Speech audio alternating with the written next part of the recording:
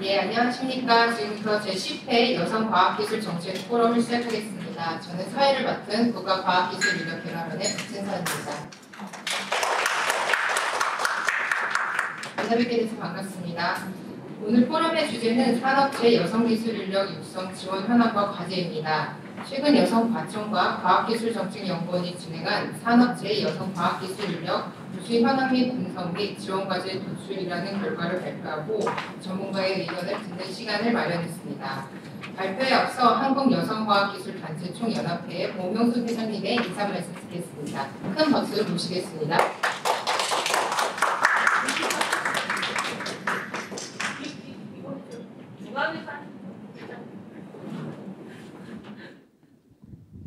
안녕하세요. 오랜만에 저희가 오프라인 이렇게 현장에서 정책 포럼을 합니다.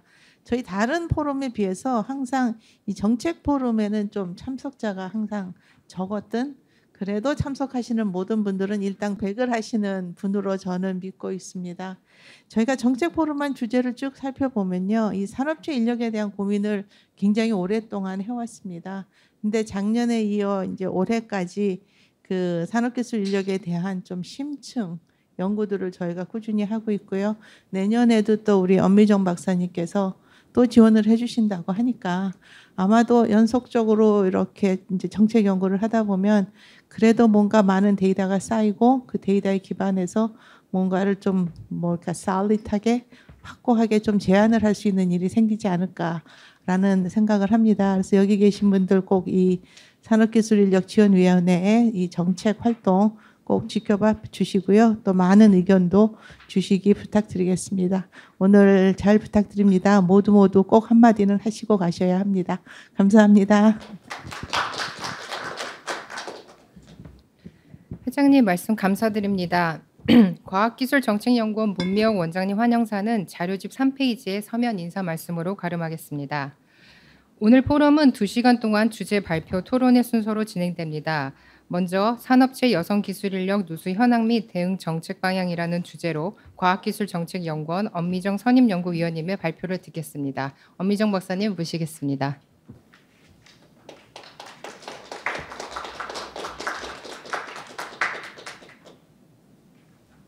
네, 과학기술정책연구원의 엄미정입니다.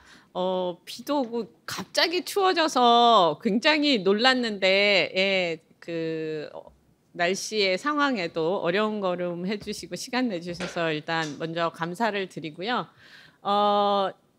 오늘의 발표는 아직 연구가 끝난 게 아닌 연구가 수행 중인 12월까지 진행되는 연구입니다. 그래서 오늘 코멘트를 많이 주시면 연구나 향후 연구에 많이 반영을 해서 발전을 시키도록 하겠습니다.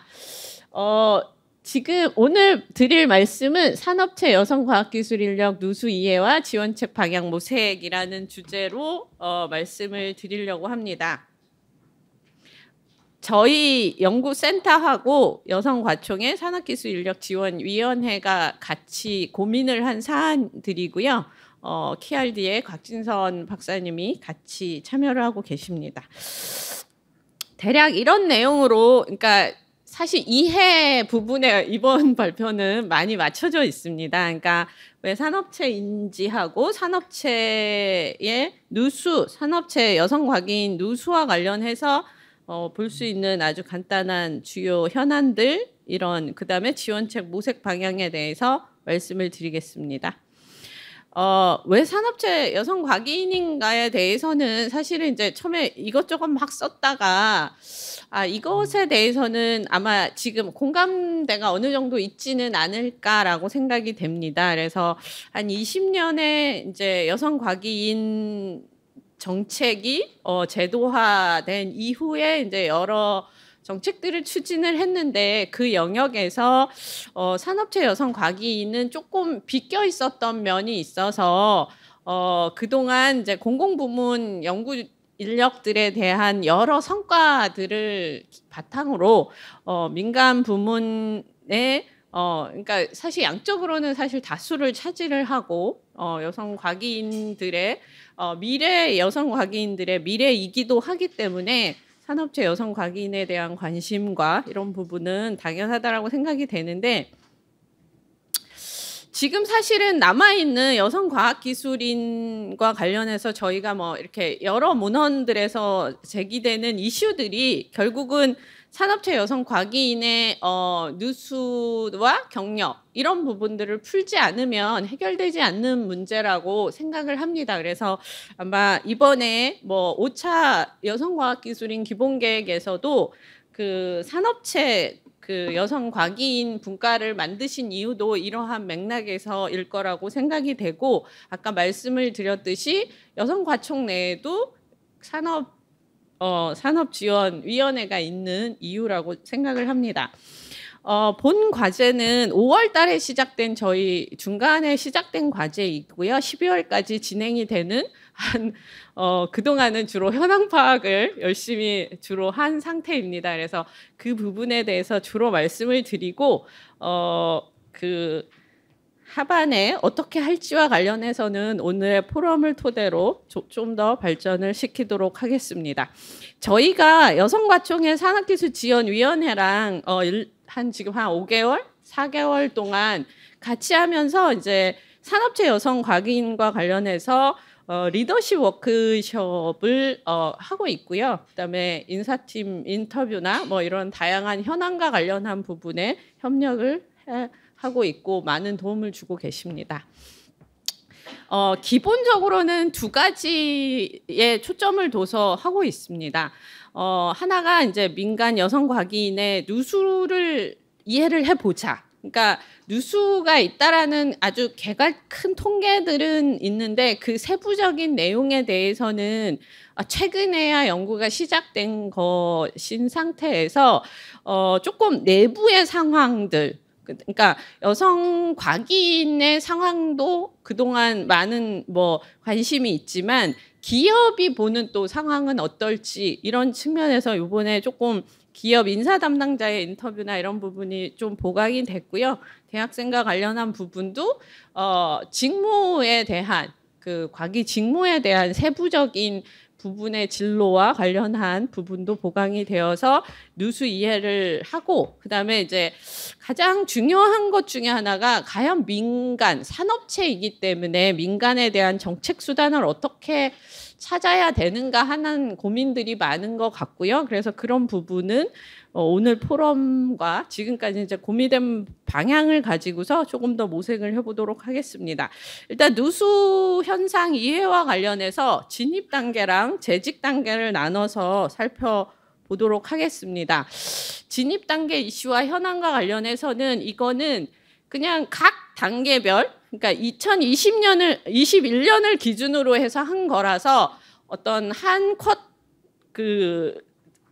그룹을 쭉 쫓아가면서 한 건 아닙니다. 그래서 그렇게 엄밀함을 할 만큼 우리나라가 데이터가 잘 되어 있는 건 아니고, 그렇게 되면 굉장히 많은 가정들이 이제 덧붙여져서 우리나라가 패널 상황이 있는 건 아니라서, 그래서 이제 감을 잡기 위해서 21년을 뚝 잘라서 각각의 상황들을 지금 이제 한번 단편을 보는 작업을 했는데, 보시면 이제 이거는 자연 계열입니다. 자연 전공자들은 고등학교 단계에서 여학생들이 47.5% 21년 졸업자들을 기준으로 보면 대략인데, 이게 아마 거의 비슷하더라고요. 그러니까 50%가 넘진 않고 47에서 48% 사이를 왔다 갔다 하면서 여학생들이 고등학교를 졸업을 하고 대학을 입학을 하는데 자연 전공자는 52%, 즉 그러니까 더 많은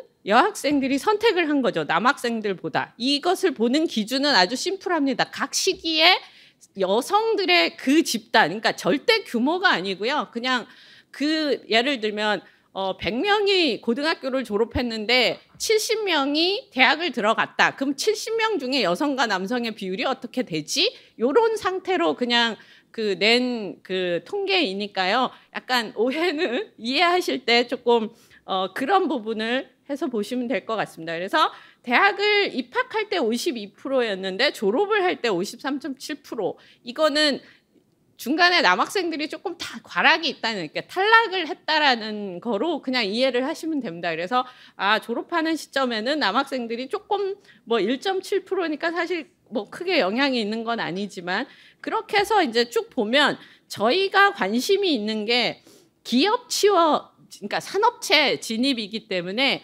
산업체 쪽으로, 그러니까 취업을 하는데 취업률은 52.3%니까 아마 여학생들이 조금 덜 취업을 한 상태인데, 기업으로 취업을 했느냐, 기업이 아닌 영역, 뭐 공공기관이라든가 뭐 여기서 기업은 우리나라 대기업, 중견기업, 중소기업만 포함을 했고요. 외국계 기업은 뺐습니다. 저희가 일부러 약간, 그러니까 여기에 관심을 두려고 하는 게 우리나라 산업체 인력으로서의 여성을 좀 보고 싶어서 여기서의 기업체 취업은 딱 우리나라 국내 대기업, 중견기업, 중소기업으로만 이해를 하시면 되고요.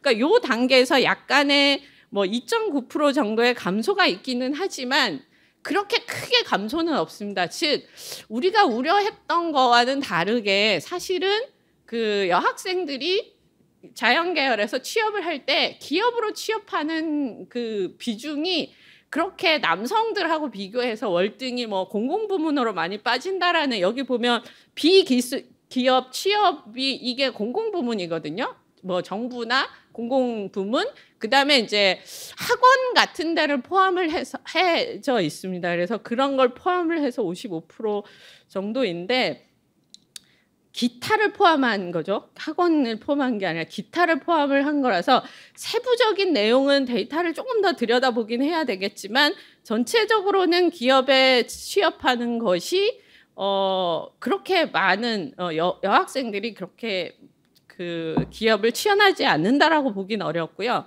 그다음에 이제 학사 후 진학이 50%, 역시 석사 진학은 비슷한 율로 진학을, 남학생과 여학생이 비슷한, 뭐 대략 아마 석사 진학률이 자연대가 한 17% 정도 진학을 할 겁니다. 근데 17% 중에 반이 여학생이고 반이 남학생인 거죠. 그리고 진학은 50%고요. 석사 입학, 자연계 석사 입학은 53.5%입니다. 이건 어떻게 이해를 하시면 되냐면, 진학을 했는데 100명 중에 이제 50명이 진학을 했는데, 이 50명 중에 여학생과 남학생은 반반이었는데 자연계에 입학을 한 거는 여학생들이 약간 늘었죠. 즉 남학생들이 진학을 했는데 자연계열 전공이 아닌 다른 분야로 조금 더 나갔다는 뜻으로 이해를 하시면 돼요. 이런 부분을 볼 때 이게 왜 중요하냐면, 뒤에 보시면 석사 진학률하고 박사 입학을 보시면 이 부분에서 예를 들어 12년의 자연 전공을 보면 석사 진학률이 대략 45%였었거든요. 근데 박사 입학이 36%, 10% 정도 낮잖아요. 이 얘기는 12년에는 여학생들이 진학을 하는데 자연계열 전공으로 박사 진학을 한 게 아니고 다른 전공으로 진학을 했다는 뜻으로 이해를 하시면 됩니다. 그랬다가 2021년이 됐더니 진학률은 거의 비슷한 상황인데 여학생들의 비중이 42.8%로 거의 그 진학률하고 비슷해졌잖아요. 그러니까 10년 사이에 여학생들이 자연계열 분야로, 그러니까 딴 쪽으로 가던 여학생들의 비율이 자연계열 전공으로 진학을 하는 경우가 많아졌다. 이렇게 이해를 하시면 됩니다. 그래서 그냥 재밌는 현상인 것 같아서, 제가 그동안 보지 못했던 현상인 것 같아서 그냥 해놓은 상태고요. 저희의 그 오늘의 주제와는 깊은 관련이 있지는 않습니다. 그리고 그냥 재밌게 보시면 석사에서 박사로 진학하는 단계에서 한 10% 정도 그러니까 여성의 비율이 떨어집니다. 즉 남학생들이 보다 박사 진학을 많이 하는 편이고 여학생들의 박사 진학이 작은 편이죠. 그다음에 박사를 졸업한 후에, 그러니까 박사 입학 후 졸업하는 그 시기에 한 5%의 그 감소는 뭐라고 이해를 하시면 되냐면 학위 드랍이라고 생각하면 됩니다. 그러니까 학위를 못 받는 율이 여성이 더 많다는 거죠. 남성들보다 중간 학위 과정에서 탈락하는 율이 더 많기 때문에 졸업할 때 더 적은 여학생들이 학위를 받는 구조로 이해를 하시면 될 것 같고요. 기업 취업이 여기서 마이너스 8%가 떨어집니다. 즉 이게 이제 우리 통상적으로 많이 얘기를 하는 그 비정규직, 대학의 비정규직 취업이 많다는 거죠. 여성 자연 계열의 박사들이 그러니까 뭐 대학이나 출연형 같은데 많이 가고 기업 쪽으로는 확 떨어지는 10% 정도까지 떨어진다는 건 여학생들의 산업계 진출이 박사 학위자들은 확 떨어지는 게 맞고요. 학사나 석사는 큰 차이는 없는 것 같다 정도로 저는 이해를 했습니다. 다음에 이제 공학은 비슷한 그 개념으로 보시면 되고, 공학이 가장 여학생들이 한 건 모두 다 아시다시피 대학을 입학하는 단계에서 확 떨어진다라는 부분이고, 그거는 2012년에 비해서는 10년 사이에 많이 개선이 된 수치입니다. 그래서 지금 21년을 기준으로 보면 한 23%, 그러니까 고등학생 졸업 비율하고 대학 입학 비율을 보면 한 23% 정도가 떨어지는 거죠. 그리고 또 조금 떨어지는 데가 아까 박사 입학에서 박사 졸업, 즉 여학생들이 박사 학위 과정에 탈락하는 율이 남성들보다 조금 더 높다라고, 그게 자연 계열이든 공학이든 있다라는 사실이고요. 만약에 이제 학위의 지원의 관점에서 보면 사실은 학위 과정에 대한 이 학위를 유지하고 그 학위를 받을 수 있는 부분에 대해서는 조금 관심을 가져도 좋지 않을까 이렇게 생각을 했습니다. 그리고 박사 졸업 후에 기업으로 취업하는 공학 전공자를 보면 여기서 3.7% 정도 감소를 해서 아까 자연 계열에 비해서는 훨씬 더 적지만 어쨌든 절대 그걸 생각하면 한 4니까 3분의 1, 15% 정도는 떨어지는, 그러니까 14 중에 3.7%포인트가 떨어졌으니까 사실은 적지는 않은 율이라고 생각할 수 있습니다. 그래서 여성 박사분들이 기업 취업은 별로 없다. 이거는 생각해보면 뭐 이럴 수도 있습니다. 뭐 나중에 기업 인터뷰를 뭐 이제 정리할 때도 조금 나오는데, 아직 기업에서는 박사의 수요가 그렇게 많지는 않기 때문에 사실은 그 취업의 문에 대한, 취업의 기회에 대한 이슈일 수도 있습니다. 이거는 전공에 따라서 조금 살펴본 겁니다. 생물, 화학, 환경, 그러니까 그 중분류 기준으로 본 거고요. 수학, 물리, 그다음에 공학에서는 기계금속, 화공하고 기계금속, 화공, 전기전자, 컴퓨터 이렇게 봐서 화공이 당연히 여학생들이 굉장히 많은 40%대의 지금 그 대학 입학을 하고 있고요. 그다음에 그 학사 진학에서 석사 입학으로 보면 여기서 한 7% 가까이 뛰잖아요. 그러면 이 얘기는 화공에서는 이제 화공 전공자가 남학생들이 다른 전공을 하는 경우가 상대적으로 많다. 이렇게 그냥 이해를 하시면 될 거고요.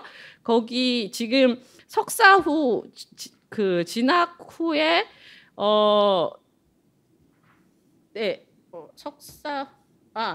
그러니까 석사 졸업 후에 박사 입학에서 한 10% 정도 떨어진다. 이거는 그냥 박사 진학을 덜 하는구나. 여학생들이 화공 쪽에서는 뭐 이렇게 이해를 하시면 될 것 같고, 그건 공학 분야의 대부분이 남학생보다 여학생들이 공학 거기서도 여기서도 떨어집니다.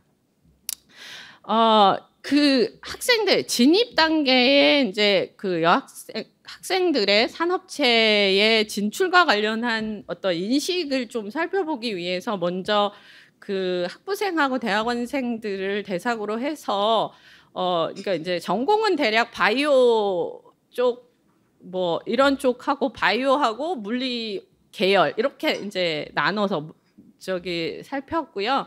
그래서 대략 여성, 남성, 학부 대학원 이렇게 그 조금 섭외 쉽지는 않아서 이렇게 그 왜 전공을 이렇게 착 맞춰서 하지 못했냐라고 말씀을 하시는데 생각보다 학생들이 한 1시간 정도 그 심층 인터뷰를 하는데 이걸 조금 두려워하더라고요. 그래서 생각보다 꽤 센 인센티브를 걸었는데도 애들이 흔쾌히 오케이를 안 해요. 자기 얘기를 하는 게 약간 좀 두려워하긴 하더라고요.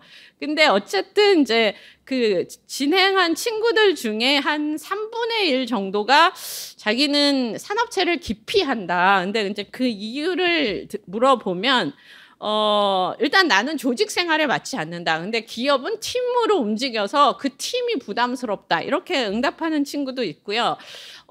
이제 이 석박사를 하는 친구들은 그 기업에서 하면 이 R&D 한 게 내 게 아니고 회사 거라서 나는 공공 부문에 가서 내 지적 재산을 챙기겠다. 이렇게 말한 친구도 있었고요. 사실은 이 부분이 사실은 우리가 풀어야 할 숙제라고 생각했던 게 세 번째, 네 번째 정도였는데요. 세 번째는 이제 그 경력 단절이 있으시다가 학위를 하셔서 다시 복귀를 하는 분이셨는데 이분 같은 경우는 자기는 기업 취업을 하고 싶다. 근데 할 수 있을지 모르겠다. 왜냐하면 한국의 회사는 연령에 대한 제약이 너무 많다. 자기 능력을 보는 게 아니라 그 취업이나 그러니까 채용에 있어서 연령, 성별의 제약은 많이 없어졌는데 연령의 제약은 여전히 존재를 한다. 그래서 나이가 많은 사람을 뽑지 않는다. 그래서 벤처나 외국계 회사를 고민 중이다. 이렇게 말씀을 하셔서 이게 조금 인공지능을 하신 분이셨는데 약간 그랬었고요. 하나는 또 이제 수리학 한 친구였는데 이 친구는 국내 기업에서는 자연과학의 박사를 거의 뽑는 데가 없다. 그래서 그 상위권의 글로벌 대기업 한두 개를 빼놓고는 뽑지 않아서 산업체에 취업을 하고 싶지만 일자리가 있을지 모르겠다. 그래서 만약에 박사학위를 받았는데 석박 통합 과정이었거든요.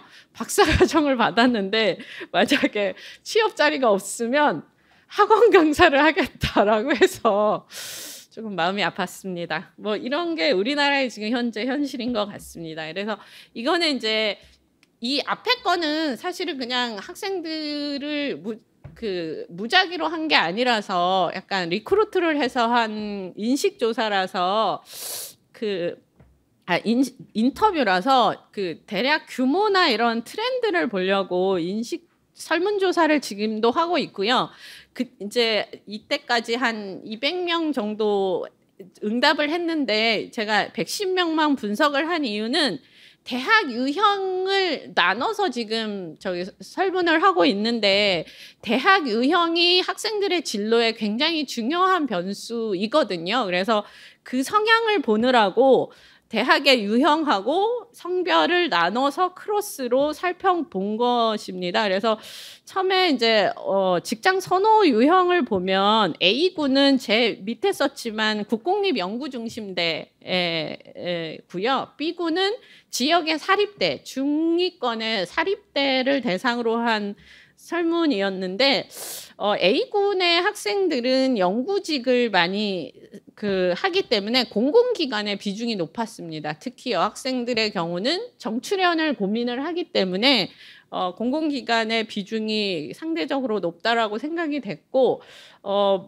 이거는 아직 샘플 사이즈가 각각의 그룹이 한 50명 정도밖에 안 돼서 조금은 그냥 이렇구나를 염두에 두시고 이제 보시면 직업 선택에 있어서 재밌게 생각했던 게 남성들은 모두 임금이 들어있어요. 임금이 굉장히 중요한 요소라고 생각하는데 여성들은 임금에 대한 것보다 본인의 적성이라고 응답을 하는 것 같습니다. 근데 실제로 본인의 적성을 중히 여길까 생각해 보면 약간 기대되는 정답에 대한 약간 답변인 듯한 느낌을 조금 받게 했고요. 하나 재밌었던 게 B군에 있는 학생들은 복지나 워라밸이 중요하다라고 응답을 한 율이 밑에 A군의 학생들보다 높다는 게 이것도 왜 그렇지? 라고 그냥 잠깐 생각했습니다. 뭐 이유는 그냥 알 수 없고 저희에게 있어서 그렇게 큰 뭐는 아니지만 어쨌든 이게 A군과 B군을 비교하면 학교의 유형이라는 게 학생들의 진로 선호 그러니까 본인들이 생각하는 가능한 직장 선호 유형이 존재를 하고 그거에 따라서 직장 선택의 기준이나 이런 것들이 바뀌는데 이제 밑에가 이제 저기 조사에 약간 다른 데하고 비교가 되는 것들인데 얘를 이렇게 선호도를 물어본 적이 있어요. 그러면 국내 민간 기업에 취업하는 건 어떠냐? 거기에 대한 선호들을 7점 척도로 응답을 해달라 그랬고 연구직, 그다음에 산업 현장 근무, 그다음에 이제 그 중에서도 뭐 교대 근무, 3교대, 4교대 교대 근무나 이런 그 이공계의 어떤 직무 수행 방식, 그다음에 직업 여건 이런 것들에 대한 어떤 학생들의 이제 그 인식과 그걸 여쭤봤는데. 일단은 산업 현장은 다 싫다. 그게 남성이든 여성이든 A군에 속한든 B. 그래서 이제 이게 뭐랑 연결되냐면 화학회사를 인터뷰를 했는데 그러시는 거예요. 화학 공장은 모두 다 저 바닷가에 있대요. 그래서 학생들을 채용할 수가 없대요. 그러니까 오지의 바닷가에 이렇게 공장을 세울 수밖에 없는. 그래서 산업 현장에 현장 엔지니어를 구하는 게 굉장히 큰 일이라고 그러시더라고요. 그래서 이공계 인력들이 근무해야 하는 직장의 위치, 그다음에 직무의 속성이 사실 요즘 학생들하고 안 맞는 것 같다가 결론이었습니다. 그러니까 이게 어디 뭐 남녀의 문제가 아니라 전체적으로 남자애들도 여자애들도 모두 싫어한다. 현장 근무 싫어하고 그다음에 생산 현장의 관리직도 싫어하고 교대 근무하는 것도 싫고 뭐 이렇다라는 게 약간 그냥 여기서 보여주는 거고 보통 여학생들에 대해서 자기의 진로에 대한 어떤 그 뭐라 그러죠? 그러니까 결정 이런 게 좀 낮다라는 그런 서베이들이 많더라고요. 그래서 한번 물어봤는데 네가 좋아하는 일을 너는 아니? 뭐 그 잘하는 일을 너는 아니? 이랬을 때 사실은 A군하고 B군의 약간의 차이 정도는 있는 것 같더라고요. 그러니까 A군에 있는 그 학생들이 B군에 있는 학생들보다는 전반적으로 높게 나오는데 뭐 뒤에 보면 그럼 네가 지금 직업 탐색하는 뭐 어디를 가야 할지 뭐 이런 직업 탐색 능력이라든가 실천 계획 이런 걸 보면 도찐개찐이구나. 그러니까 사점이 뭐냐면 애들이 모를 때 확실히 선호도 아니고 비선호도 아닐 때 누르는 게 저기 보통이잖아요. 약간 그런 애들이 진로에 대해서 지금 하는 게 우리나라의 교육 시스템과 진로 시스템을 하면 이 4점대가 나오는 게 딱 맞습니다. 4점에서 5점 나오는 게 누가 왜 5점 척도 안 했냐고 그냥 5점 척도 해도 되지 않냐는데 제가 제일 싫어하는 게 3.5점 나오는 거예요. 도대체 3.5점이 무슨 취향인지 모르겠어서 그나마 7점이나 10점을 하면 약간의 그러니까 이게 8, 9점대하고 6, 7점대의 차이가 있듯이 약간 그런 게 약간 보여서 근데 지금은 보면 4점대에 가깝다라고 보면 될 것 같고요. 진로에 대한 이해와 전망에서 이제 A군하고 B군이 진로 전망에서의 차이는 좀 있는 것 같다. 그러니까 연구직을 선호하는 친구들은 조금 전망에서 조금은 긍정적이고 현장 그러니까 그 사립대 친구들은 지역 사립대 친구들은 조금 부정적으로 많이 보는 것 같고 그 외에 뭐 그 얼마나 그러니까 해당 전공과 관련한 민간 기업이 어딘지 알고 있는지 뭐 학위별 직무자의 이해가 어느 정도인지 롤모델을 확보할 수 있는지 이런 식의 진로와 관련한 일반적 정보의 수준을 물어보면 4점대 즉 아무 생각이 없거나 그냥 그렇다인 상태인 것 같습니다. 이렇게 명확히 어디를 하는 정도로 쏠리지는 않았습니다. 이게 이제 학생들에 대한 상황이었었고요. 진입 단계와 관련한 두 번째가 이제 재직 단계와 관련한 부분에 살펴본 바를 설명을 드리면 일단은 여성의 비중을 간단히 살펴본 바인데 이 위에 있는 그림은 그 산업기술 인력 수급 실태 조사를 기반으로 해서 산기 인력 내 여성의 비중이 대략 얼마인지 하고 과기 직종 내 여성 비중 이 두 개를 본 이유는 사실은 산기 인력 안에는 이제 그 기능직이 포함이 되어 있고요. 저희가 보통 과기 인력이라고 하면 학부 이상인데 여기 오른쪽에 속해 있는 과기 직종 종사자가 그거에 해당이 됩니다. 그래서 그걸 그러니까 엔지니어 그 Y축은 엔지니어가 에 대한 엔지니어 중에 그 여성이 얼마냐를 본 거고 그 밑에 X축은 그 기능직을 포함해서 기술과 관련한 인력 중에 여성 비중이 얼마인지를 보면 대략 3개의 그룹 정도로 지금 약간씩 분화가 일어나고 있는 것 같고 뭐 원래 그랬을 것 같습니다. 그래서 그렇고 밑에는 여성 연구원 중에서 이제 그러니까 연구원 중에서 여성의 비율을 보면 우리가 2000년대 한 7% 정도에서 2020년대 한 20년 동안 한 18% 가까이로 됐습니다. 그러니까 이게 어떤 의미냐면 보통 이제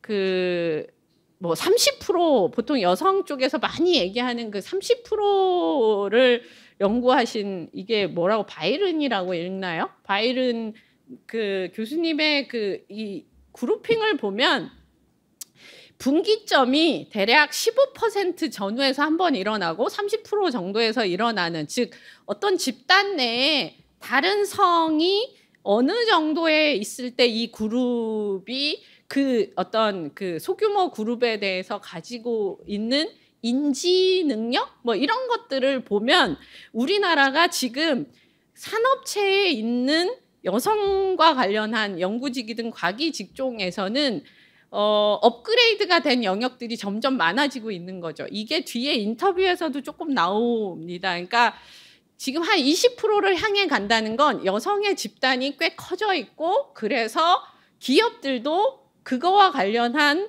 인지와 관련한 제도 이런 것들이 많이 성숙될 수밖에 없는 이미 하나의 중요한 집단이 돼 있다라는 거고 아예 그렇지 못한 기계나 뭐 철강 이런 쪽에서는 여전히 절대적으로 그냥 저기 여성들을 사실은 확보하거나 이런 것들을 해야 하는 영역도 존재를 하고 그렇지 않고 질적인 업그레이드를 해야 하는 영역이 있어서 그래서 제가 변화와 분화라는 그래서 집단의 속성의 변화가 일어나고 있구나. 그러니까 그 여성이란 측면에서 이런 관점에서 산업체 재직자를 좀 봐야 되지 않을까라고 생각을 했고요.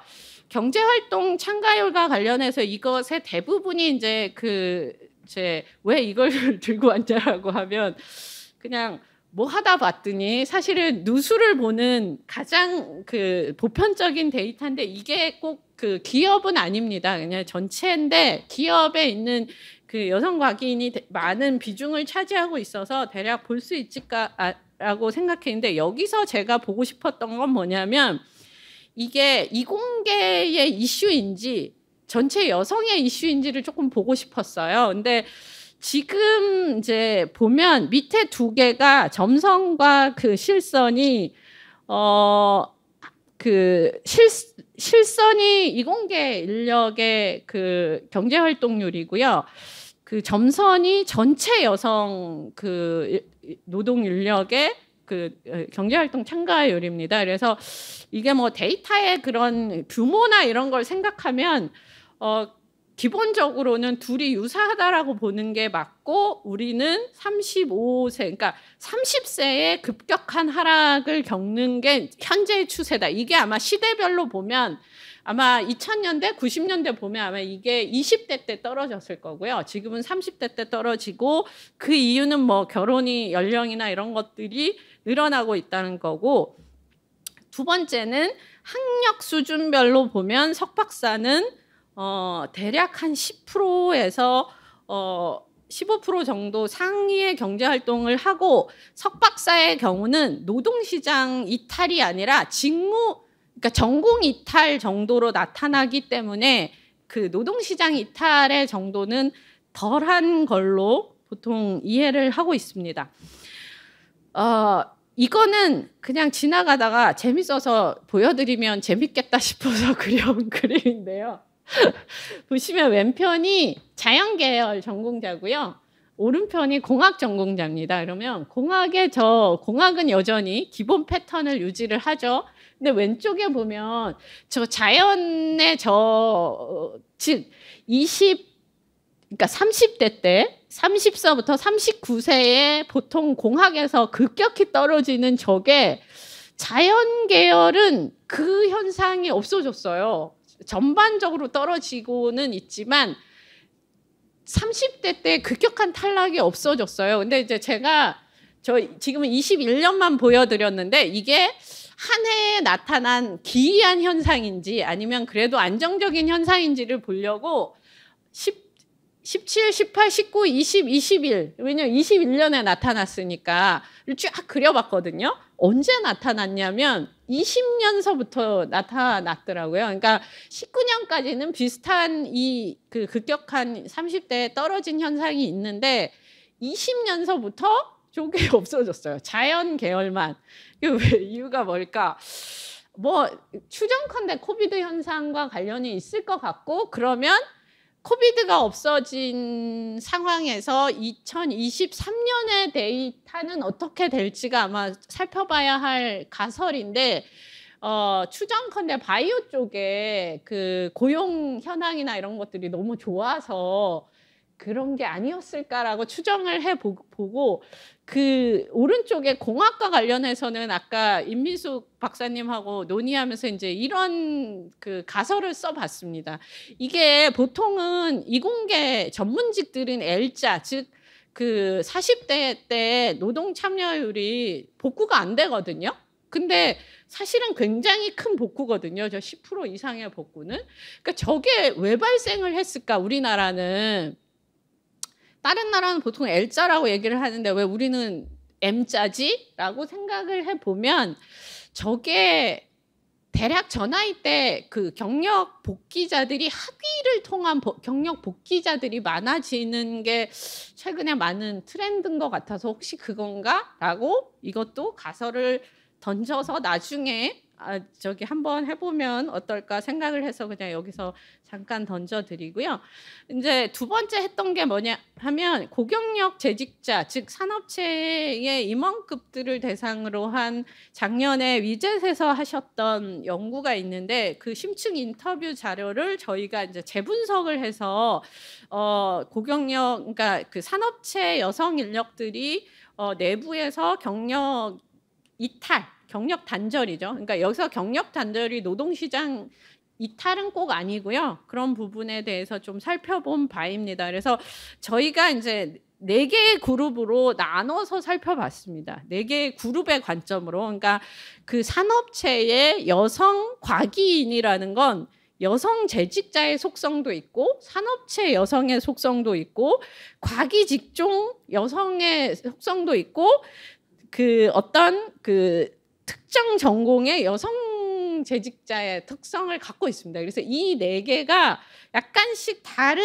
이슈를 발생을 시킨다는 거죠. 그래서 그 각각의 속성하고 연동되어 있는 주요 애로사항을 정리를 해보면 여성이기 때문에 오는 뭐 가정의 양립의 이슈라든가 이런 것들, 성폭력의 이슈라는 것들이 여전히 과학기술 그 여성들에게 산업체 여성 과학기술인들에게 있다라는 거. 그다음에 뭐 제일 앞에 있듯이 업무 배치의 어떤 차별성 이런 것들을 많이 느끼셨다라고 응답을 하셨고 네트워킹의 문제 이런 거는 여성이 보편적으로 딴 데서 또 다 가지는 속성이라고 생각을 했고요. 산업체의 여직원이기 때문에 오는 것들은 이제 인맥 관리 이런 부분에 대한 애로사항을 많이 얘기를 하셨어요. 산업체에서 이제 팀장이나 임원으로 승진을 하기 위해서는 내부 정치가 그렇게 또 중요하다는 말씀을 하신 걸로 되고요. 그다음에 이제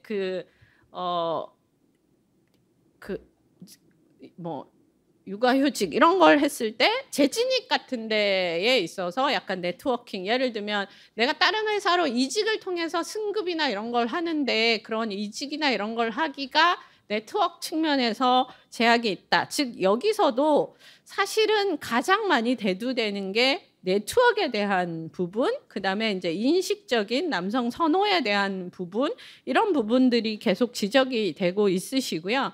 과기 직종과 관련해서는 이제 이게 팀 기반이라서 나타나는 이제 업무 방식 자체가 아까 학생들도 그런 얘기를 했는데 이런 부분하고, 그다음에 지속적인 전문성 개발에 시간적 제약이 여성들이 조금 더 많다. 그래서 이게 과기 직종이 가지고 있는, 아까 산업 현장은 저 지방에 어디에 있다라는 거고, 그래서 학생들이 모두 다 연구직을 선호하거든요. 왜? 연구직은 기업들이 모두 다 수도권에 세웁니다. 왜? 지방으로 안 내려가니까. 그래서 그 판교가 지금 연구소를 세우는 최저 라인이에요. 그래서 판교 밑으로는 연구소, 현대자동차 이런 데도 다 위로 올리고 있어요. 지금 요 양재동으로 옮기는 이유가 사실은 어디죠? 이천 그쪽에 있었거든요. 현대자동차 연구소가.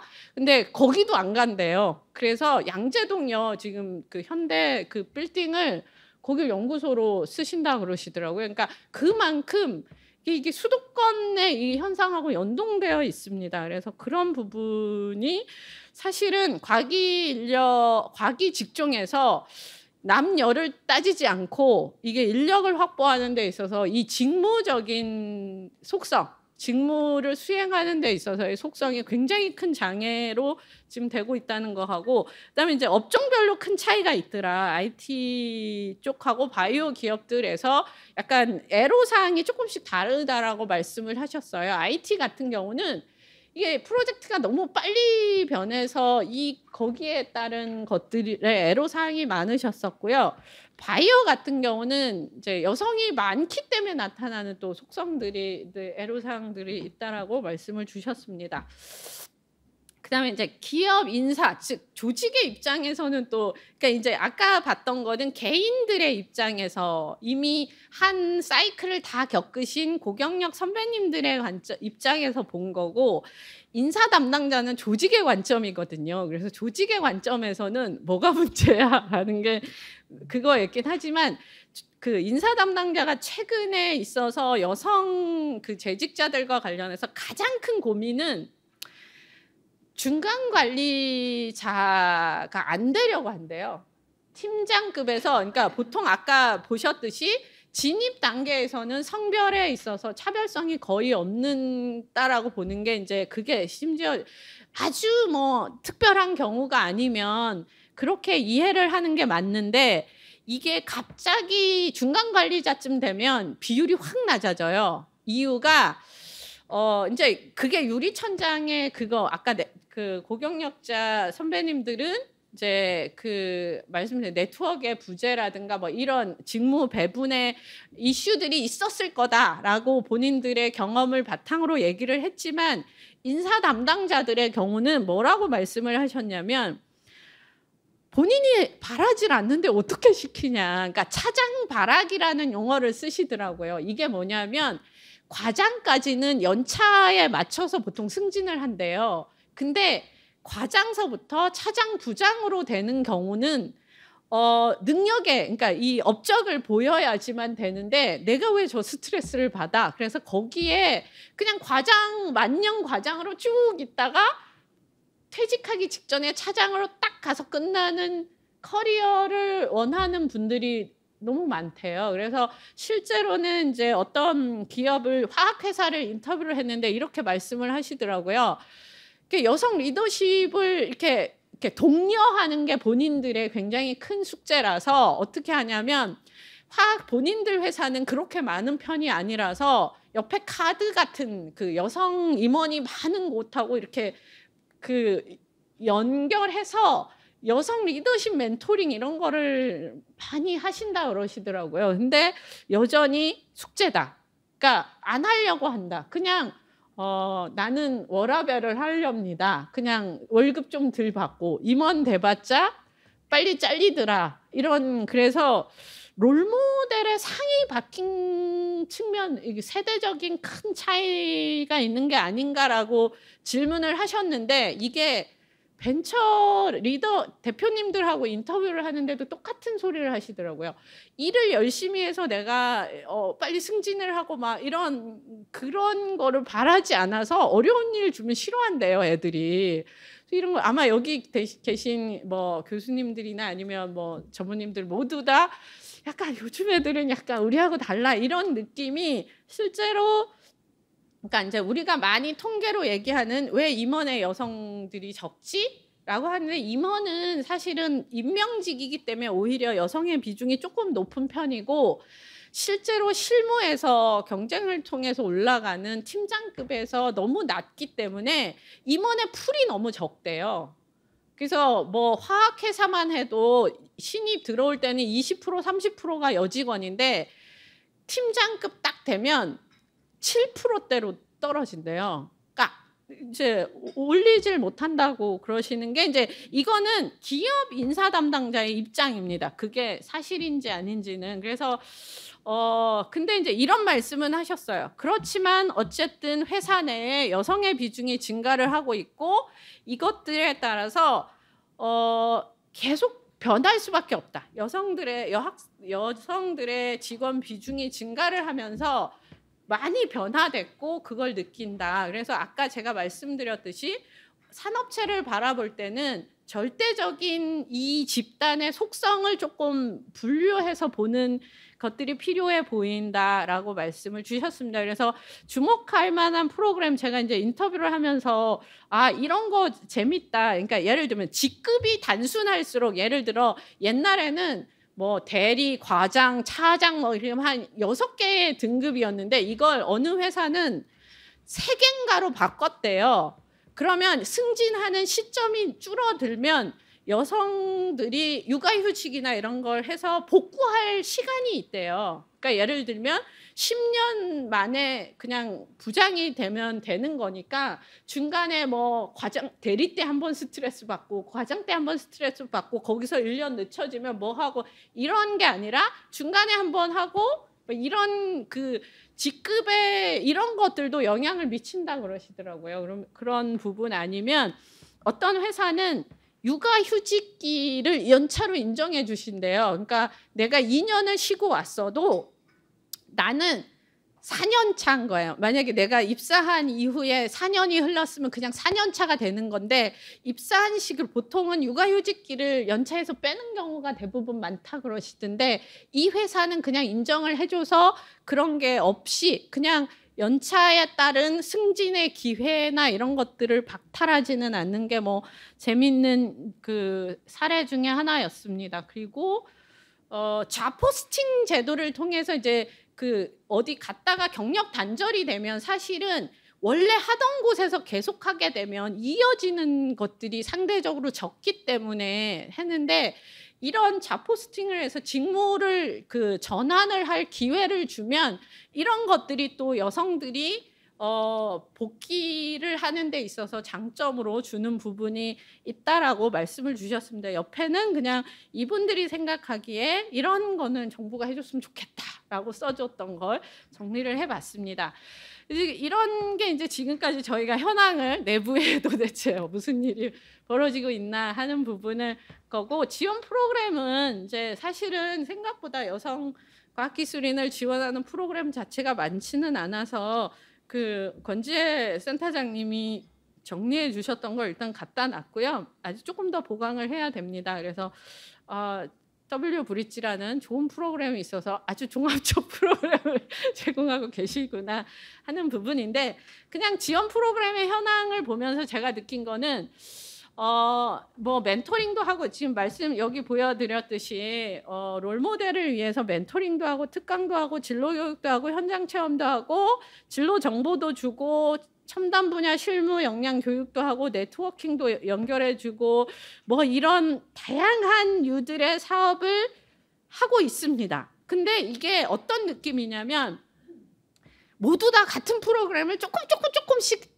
각자 나눠서 하고 있다. 그래서 사업의 규모도 일단 정부의 사업 규모가 너무 작다. 이게 지금 여성 과기인의 규모가 얼만데 지금 돈 들어가는, 지금 여학생이 지금 50%를 차지하고 있는 이 상황에서 돈은 10억, 20억을 주면서 뭘 하고 있다라는 건 이건 절대적으로 문제다. 그래서 이 여성 과기인과 관련해서 만약에 그러니까 진입 단계에 여성들의 진입의 이슈가 그렇게 중요하다는 걸 약간 정책 의제화하는 작업이 있지 않고서는 기업도 자기 회사 안에 들어온 친구들에 대해서만 투자를 하지 밖에 있는 그러니까 예를 들면 구글이든 뭐 MS든 이런 데들은 다 대학이나 초중등 학생들에 대한 투자를 다 하거든요. 스템 교육과 관련한 뭐 여러 사례들을 ESG가 기업 내부의 문제가 아니라 사회의 저변과 관련한 투자와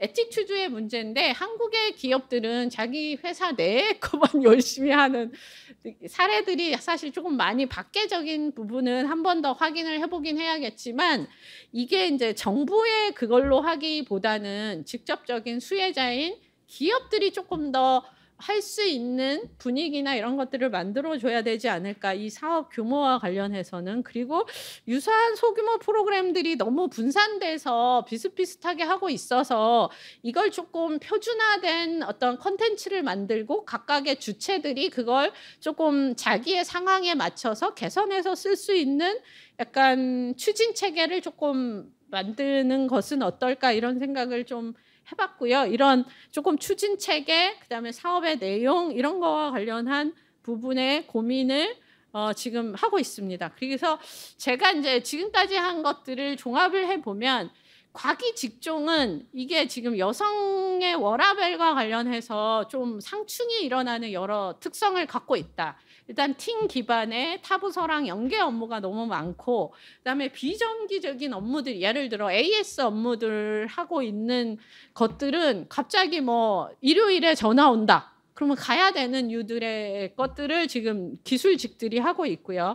그다음에 이제 장기 경력 관계나 지속적인 경력 개발을 해야 하는데 이것들이 또한 이 경력 중간중간에 경력 단절이 수시적으로 발생하는 여성들의 어떤 경력 관리에서 애로사항의 주요한 요인이고 책무성 그러니까 이게 올라갈수록 승진을 하면 할수록 책무성과 업무 강도가 지나치게 높아져서 IT 분들이 딱 부장급 등 되면 다 지원 업무로 가는 이유가 하나랍니다.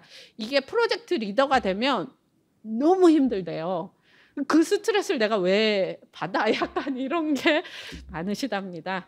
듀얼 레더의 경력 체계도 일정한 팀장급이 되려면 지금 저기 여성 과총의 그 산업 거기랑 가는 리더십 멘토링이 사실 그 주요한 건데 보면은 사실은 리더가 되려면 기존의 자기 업무를 벗어난 다양한 회사 전반의 경영과 관련한 부분들의 것들이 필요한데 이게 이공계 쪽을 저기 전문성 심화에 대해서 굉장히 중요하게 여기시는 분들은 그거 자체를 너무 싫어하시는 거예요. 약간 낯가림도 심하시고 그래 이런 속성적인 측면이 기본적으로 깔려 있더라. 그다음에 이제 산업체의 경우는 기본적으로는 연차 기반의 승진 체계로 인해서 오는 이 그 여성들이 이렇게 휴직기가 발생하거나 뭐 이런 것들과 상충이 일어나고요. 아까 직무와 경력의 경로가 너무 다양한 거예요. 그러니까 뭐 예를 들면 그 기술직의 경우 같은 경우에 생산관리서부터 뭐 그 안에 있는 모든 것들이 다 세부화된 전문화의 영역이라서 이걸 어떻게 경력의 경로를 설계하느냐가 너무 다양하게 존재하는 상황에서 밖에서는 사실은 학교에서는 주로 연구직에 대한 얘기만 하는 거예요. 그러니까 기업 현장에서 딱 맞닥뜨리면 이게 너무 낯설고 어떻게 경력 관리를 해야 하는지에 대한 부분도 감각이 떨어지고 그래서 이러한 부분 그다음에 기업체 내에서의 박사 수요는 굉장히 제한적인데 대학 아니나 대학에서의 주로 연구직에 대한 공공부문에 대한 관심은 주로 박사에 쏠려 있거든요. 그러니까 상대적으로 기업에서 관심이 많은 학사와 석사에 대한 관심에 비해서 대학은 주로 박사나 이런 것들이 정책판에서는 이슈가 되고 이쪽에 대한 것들은 상대적으로 적은 것들이 이슈가 되어서 기본적으로 진입 단계의 누수 현상과 관련해서는 그냥 시사점으로 대학 단계 전공자의 비중이 채용 단계에서의 어떤 큰 누수나 이런 것들이 많지는 않은 상황으로 보이고, 그래서 기업 진입으로 이어지기 때문에 파이프라인의 관점에서 보면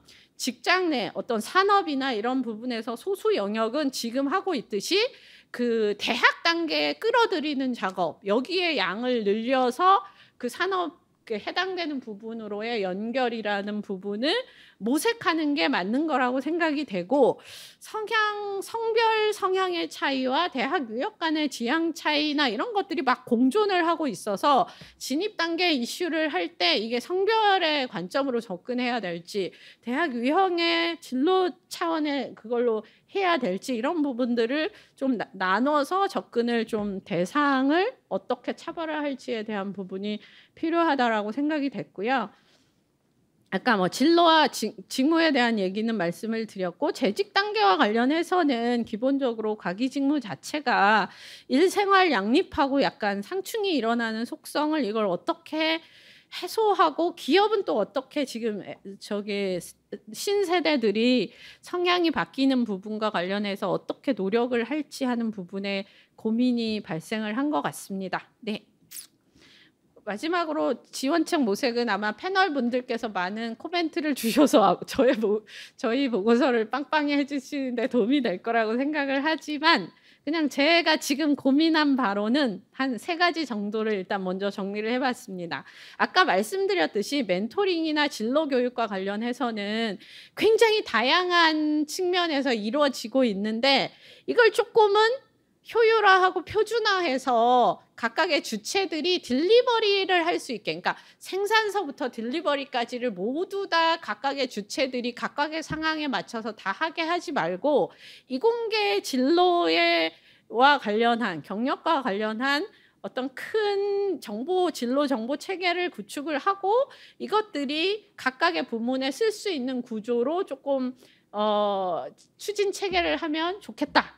그리고 대학이나 기업, 대학의 조직 체계랑 연동해야지 이게 별도의 센터나 이런 것들로 하는 게 지금 진로나 이런 것들이 굉장히 일반적으로 확대가 되고 있는 상황에서 보다 효율적이지 않을까라고 생각이 되고, 사실 중요한 거는 기업의 참여, 즉 기업이 초중고 그다음에 대학생 단계의 예비 인력들에 대한 투자를 하지 않으면 안 되고, 기업들이 참여할 수 있게 어떤 그 멘토링이나 이런 부분들도 약간 플랫폼을 어느 단계에서 설정을 할지, 지금은 이게 뭐 임미숙 박사님이나 뭐 그 박상문이처럼 개인 단위의 멘토링으로 연결하는 거를 지금 하거든요. 근데 조금은 플랫폼 기반의 부분을 W 브릿지라는 온라인을 비롯해서 다른 좀 구조적인 부분을 플랫폼 기반으로 고민하는 게 필요해 보이지 않나. 그다음에 아까 말씀드렸듯이 산업이 지금 여성 성별의 관점에서는 분화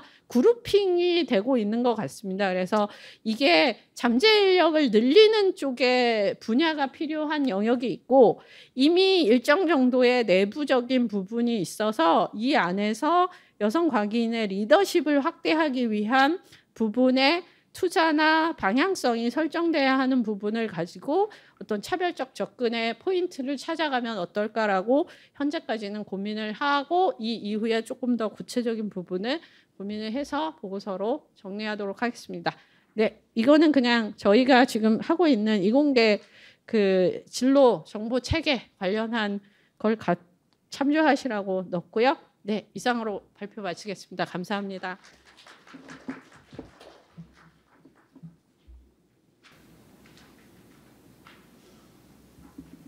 네, 엄미정 선임연구위원님 발표 감사드립니다. 바로 패널 토론 이어가도록 하겠습니다. 오늘 패널 토론은 임미숙 신플랫폼 기술상무님께서 이끌어 주시겠습니다. 임상무님은 한국여성정보인협회 회장이자 여성과총 산업기술인력지원위원회 위원장으로 활동하고 계십니다.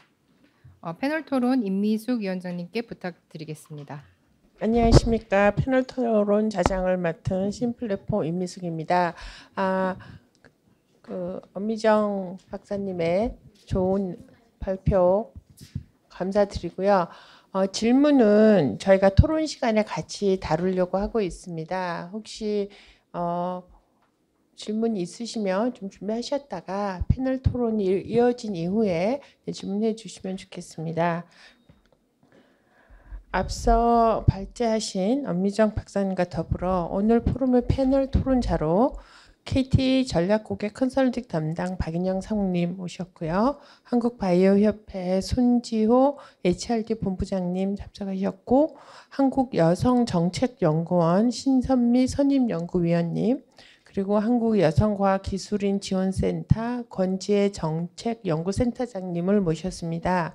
산업기술진흥원 이진아 산업인재사업실장님은 산업기술진흥원 일정으로 부득이 참석하지 못하고 저희 토론 내용을 보내주셔서 서면으로 제출하였으니 참고해 주시기 바랍니다. 시간이 많이 지난 관계로 빨리 패널로 들어가도록 하겠습니다. 네, 첫 번째 토론자는 KT 박인영 상무님이십니다. 박인영 상무님은 KT에서 전략고객 컨설팅 담당으로 계시고 여성과총에서는 산업기술인력지원위원회 위원으로 활동하고 계십니다. 박인영 상무님 발언 부탁드립니다. 네, 반갑습니다. 저 KT에서 엔터프라이즈 부문에서 근무하고 있는 박인영입니다.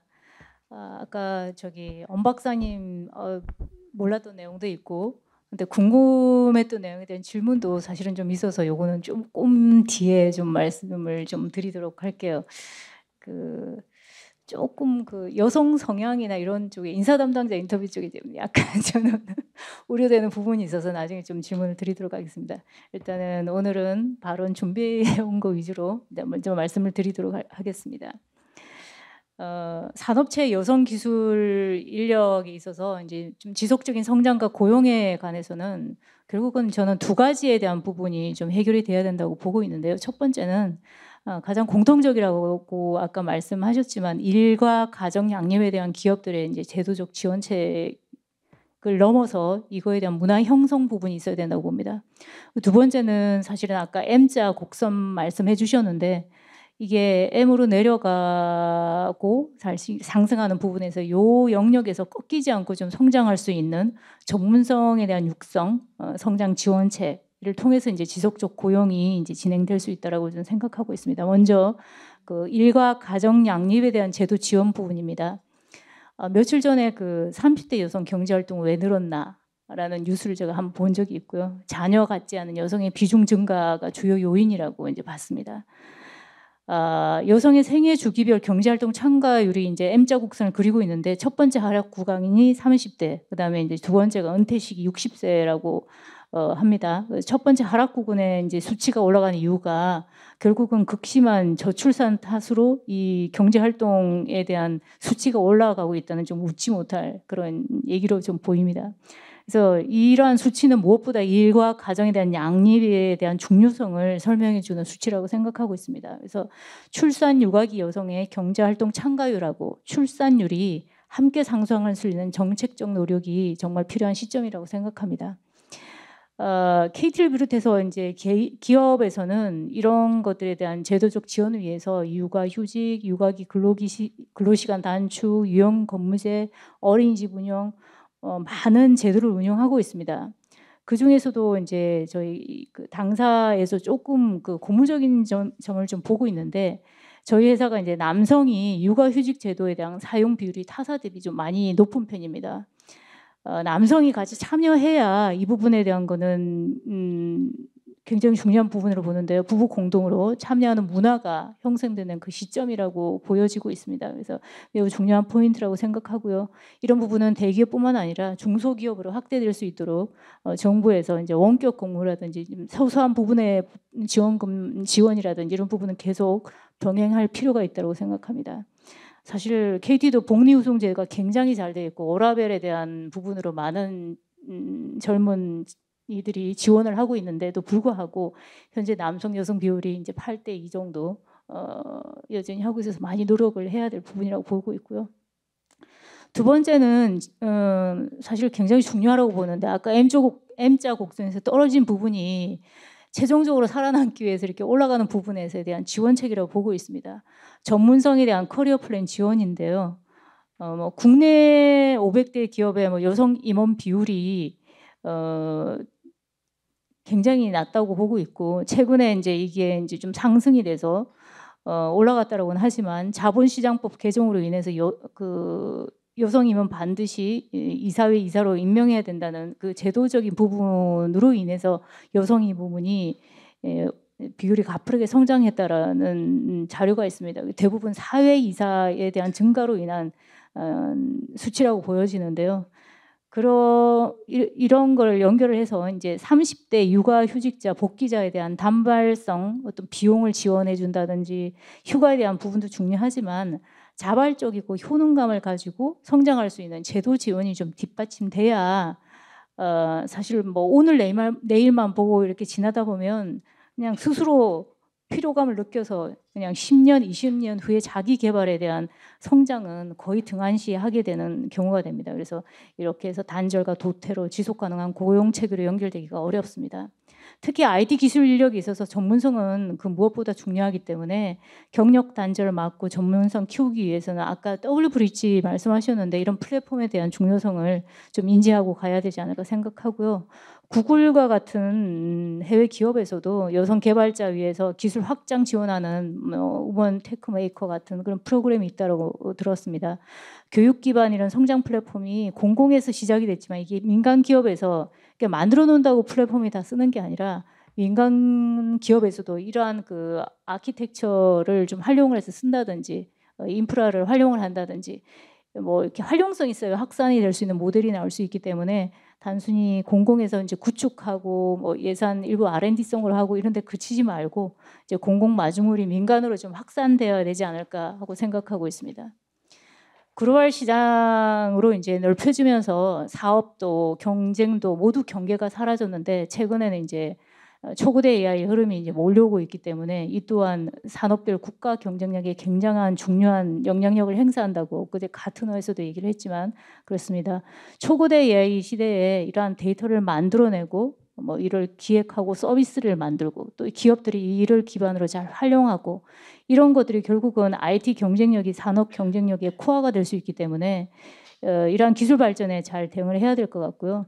요구사항과 기술 능력을 점차 이제 커지고 있어서 다양한 배경과 전문성을 가진 인재가 필요합니다. 특히 여성 AI 전문가 부족은 이러한 다양성을 위협하고 AI 기술과 제품이 모든 사람에게 공평하게 이제 공정하게 이제 동작해야 되는에도 불구하고 이런 것들을 등한시하게 되면 여러 가지 그 환각 현상에 대한 문제도 좀 더욱더 심각해질 수 있다고 보여집니다.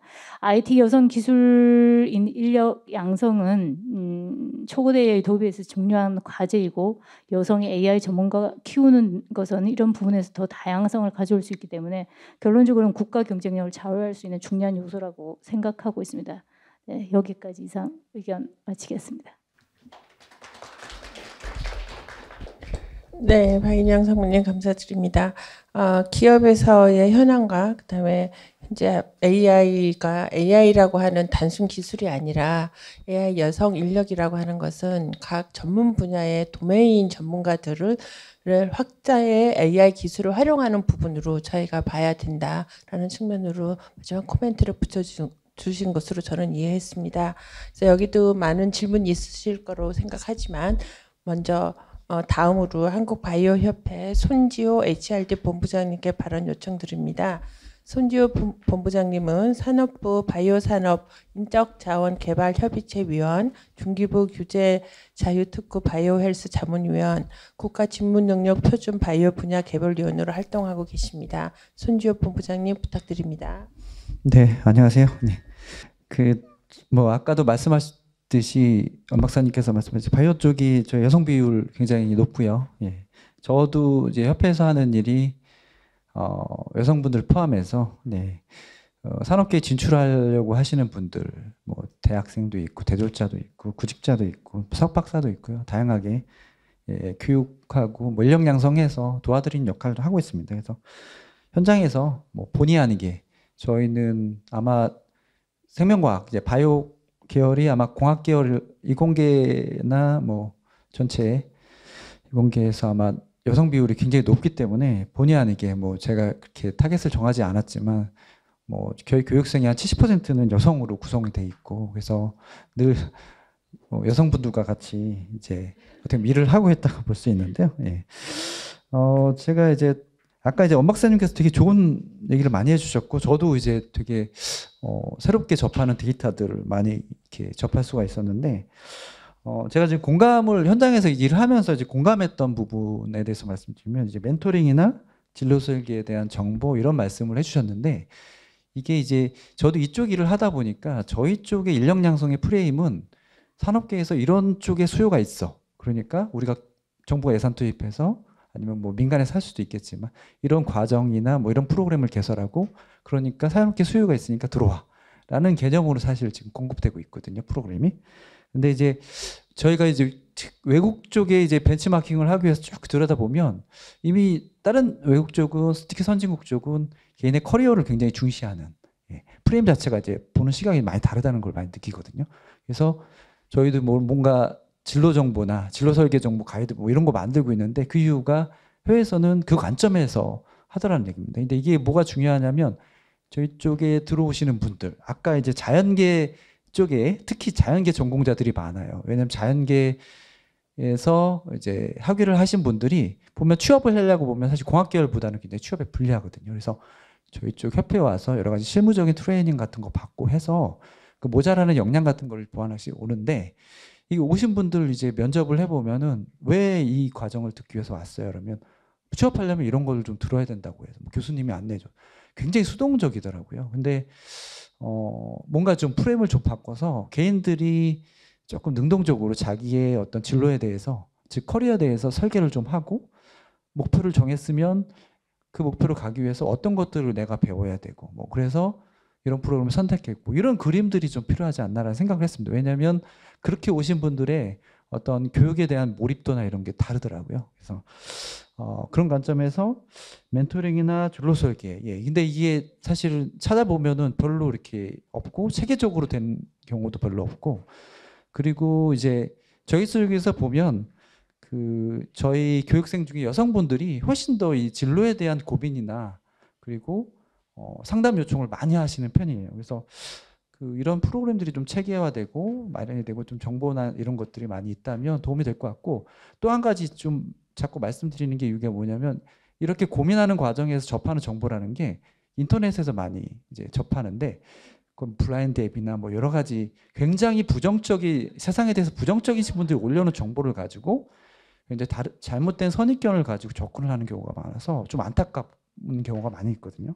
그렇지 않다라고 저희도 얘기해주고 또 현장에 계신 분들하고 이렇게 저희도 멘토링 프로그램을 이렇게 하고 있는데 그런 기회들이 좀 많아져야 되지 않나. 그러니까 늘 보면 정부의 정책은 산업교육 인력 모자라니까 이런 교육 해야 돼.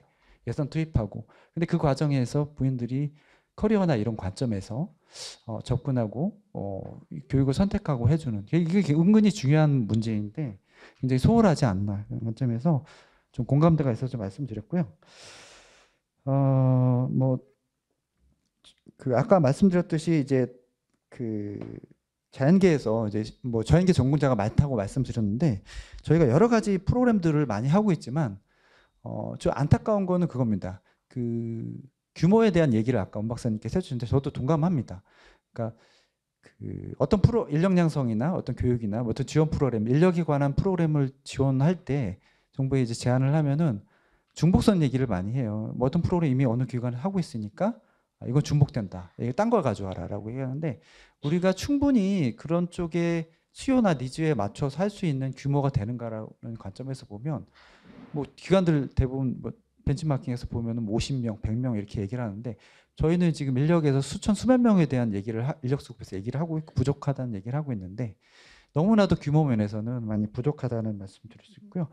또 기간 제한이 너무 있다라는 거. 그러니까 R&D나 이런 쪽에서는 중복성이나 이런 체크해서 굳이 중복 투자할 필요 없다고 생각하고요. 하지만 인력은 다르고 또 기간 제한, 즉 뭐 3년, 뭐 길어야 5년 이렇게 얘기하는데 이렇게 하다 보니까 기관들이 프로그램 하다가 어느새 보면은 지원 중단해서 없어지는 경우가 비일비재하고요. 그래서 막상 이제 수강하려고 하면 없어져서 수강 못하는 경우. 저희도 사실 반성을 하는데 저희도 이제 여러 가지 교육 프로그램 할 때 정부의 펀딩을 많이 활용을 하다 보니까 뭐 비싼 수업료를 내시라고 하기는 그러니까 저희도 이제 뭐 5년 하다 그만둔 프로그램 되게 부지기수로 많습니다. 근데 문의 올 때마다 저희도 좀 안타깝고 반성을 하게 되는데 뭔가 이제 인력의 수요 관점에서는 굉장히 좀 지속적이고 그리고 어떤 교육기관들이 새로운 교육 프로그램을 마련하거나 물량양성 프로그램을 지원할 때 안에서 노하우가 계속 쌓여야 되거든요. 근데 그런 것들이 되게 많이 단절되는 걸 많이 보고 거기서 일하시는 분들도 대부분 계약직 채용해가지고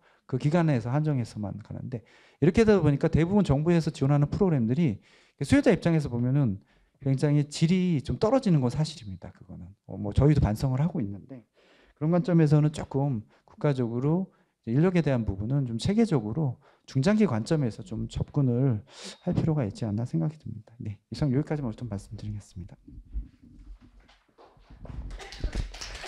네, 손지호 본부장님 감사합니다. 이 규모에 대한 한계에 대해서 아쉬움을 많이 표명해 주셨고 그리고 노하우가 쌓이고 지속적으로 갈 수 있는 멘토링 규모가 큰 멘토링 프로그램이 필요하다라는 말씀으로 네, 또 한 획을 그으셨습니다.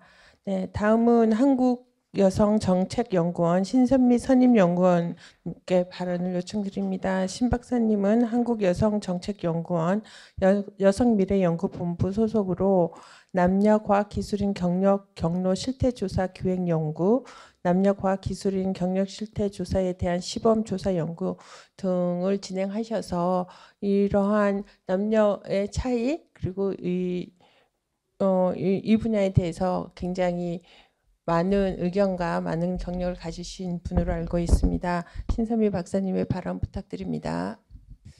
엄미정 박사님의 발표에서 그 주목해야 될 결과가 제가 평소에 생각하던 것과 상당히 일치한다라는 생각이 들었습니다.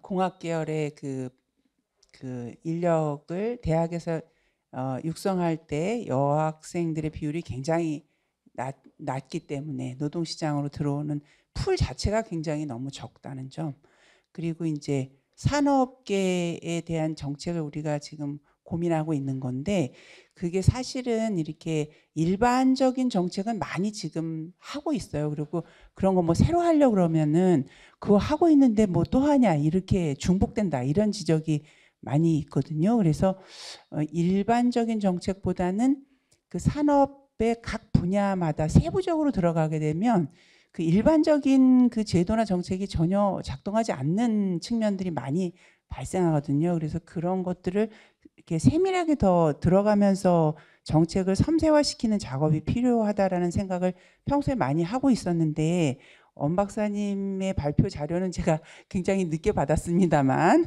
오늘 와서 들어보니 제가 생각했던 거랑 너무 그 일치하는 측면이 많아서 역시 연구자들끼리 뭔가 이제 공통되는 게 있구나 이런 생각을 했습니다. 그래서 28페이지에는 제가 그냥 일단 뭐 자료가 있었으면 제가 이런 거 안 썼을 텐데 없어서 일단은 현황이 어떤가를 저 혼자 이제 리뷰하느냐고 이 표를 한번 만들어 봐서 선생님들께서 참고하시면 될 것 같고요. 그다음에 그 29쪽에 있는 확대 방안에서 제가 제안한 것 중에 첫 번째가 보면 인력 양성의 관점에서 봤을 때 산업계 일자리 진출이 여성들이 저조한 이유가 적절한 인재 풀 부족이다 이렇게 말씀드리면서 그 연구개발활동 조사 보고서를 보시면은 우리나라 연구원에서 공학전공자가 차지하는 비율이 65.9%이고 기업체 연구원으로 한정한다면 75.3%인데 고등교육기관에서 여자 졸업자 중에서 공학 전공자의 비율은 11.5%밖에 안 되거든요. 그러니까 이 풀 자체가 이미 너무나 적어서 거기에 들어갈 사람들이 굉장히 적은 거죠. 그래서 이 풀을 굉장히 많이 늘려야 될 필요가 있다가 이제 저의 생각인데 엄 박사님도 그 점을 다른 자료지만 같은 문제의식을 가졌다고 생각을 합니다. 그래서 여성 공학 인재 양성을 확대하기 위해서 어떤 노력을 해야 될까를 우리가 좀 더 세밀하게 살펴봐야 된다고 생각하고 전에 여성과학기술인 육성재단에서 조그마한 페이퍼로 여성 공학인재 양성 방안에 관한 페이퍼를 낸 적이 있는데 혹시 참고가 되신다면 그것도 한번 엄 박사님께서 보시면 어떨까 이런 생각이 들고요. 그다음에 인력 활용 측면에서는 말씀드린 것처럼 여러 가지 그 정책들이 뭐 이런 정책들을 리스트업하면 책으로 한 건 돼요. 그렇지만 이것들이 모든 여성들의 입장에서 볼 때 막상 사용하려고 하면 나하고는 상관이 없게 되는 문제가 발생하는 거거든요. 그래서 세밀한 정책이 필요한데 뭐 IT 분야는 IT 분야대로 특성이 있고 뭐 지금 말씀하신 바이오 분야는 또 바이오 분야별로 특성이 있고 무슨 콘텐츠 분야는 콘텐츠 분야별로 굉장히 그 산업 분야별로 다 다양한 특성이 있어요. 그래서 그것들을 좀 섬세하게 들어가는 정책이 필요한데 그렇게 하려면 그 주체가 그런 사업을 할 수 있는 그 주체가 과연 누구인가를 좀 생각해 볼 필요가 있는데 현재 그 정책 그 현황 상황 이 분위기에서는 그 단체를 통한 정책이 상당히 좀 애로사항이 있죠. 지금 현 정부에서. 그런데 저는 그런 측면에서는 그 기업체들의 그런 어떤 협회라든가 지금 바이오 협회처럼 그런 협회라든지 혹은 뭐 직능 단체라든지 이런 데서 그런 정책을 그 고안해서 하시면은 잘하실 수 있다고 생각이 들어요.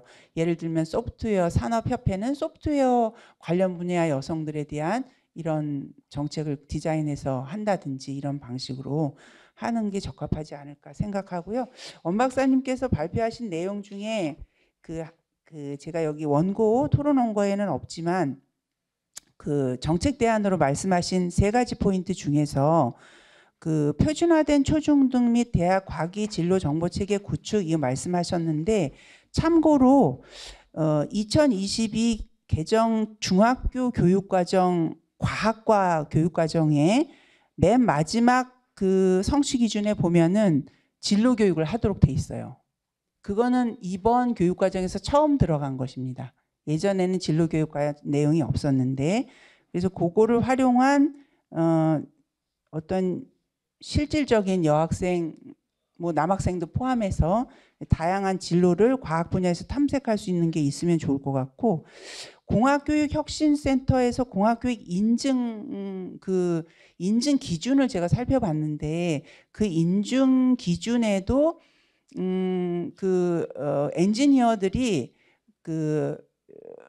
자기가 속한 조직에서 협업을 할 수 있는 능력 그리고 자기들과 관련돼 있는 어떤 내부의 사람들과 커뮤니케이션 할 수 있는 능력 이런 것들을 굉장히 중요한 기초 능력으로 거기 포함되어 있고 그것을 교과목으로 반드시 운영하게끔 되어 있습니다. 그런데 그게 뭐 또 딱히 성별에 관한 것이 정확하게 언급되어 있지는 않지만 저는 그런 요소들이 그 팀워크 활동을 할 때 그 다양한 인적 구성들을 자기가 리더십을 통해서 이렇게 통솔할 수 있는 능력, 외부의 그 커뮤니케이션 할 수 있는 능력을 키워줄 때 그런 성별 다양성도 고려하는 거로다가 꼭 넣었으면 하고 공학교육 인증센터의 주요 그 인물들과 커뮤니케이션을 하면서 넣어야 됩니다고 말씀드리고 있는 중인데 그게 그분들을 설득시키는 거는 매우 쉬운 일이지만 공학교육에 관여하는 모든 교수님과 학생들을 설득시켜야 되는 문제거든요. 그래서 좀 시간이 걸리지 않을까 이런 생각을 하고 있습니다. 고맙습니다.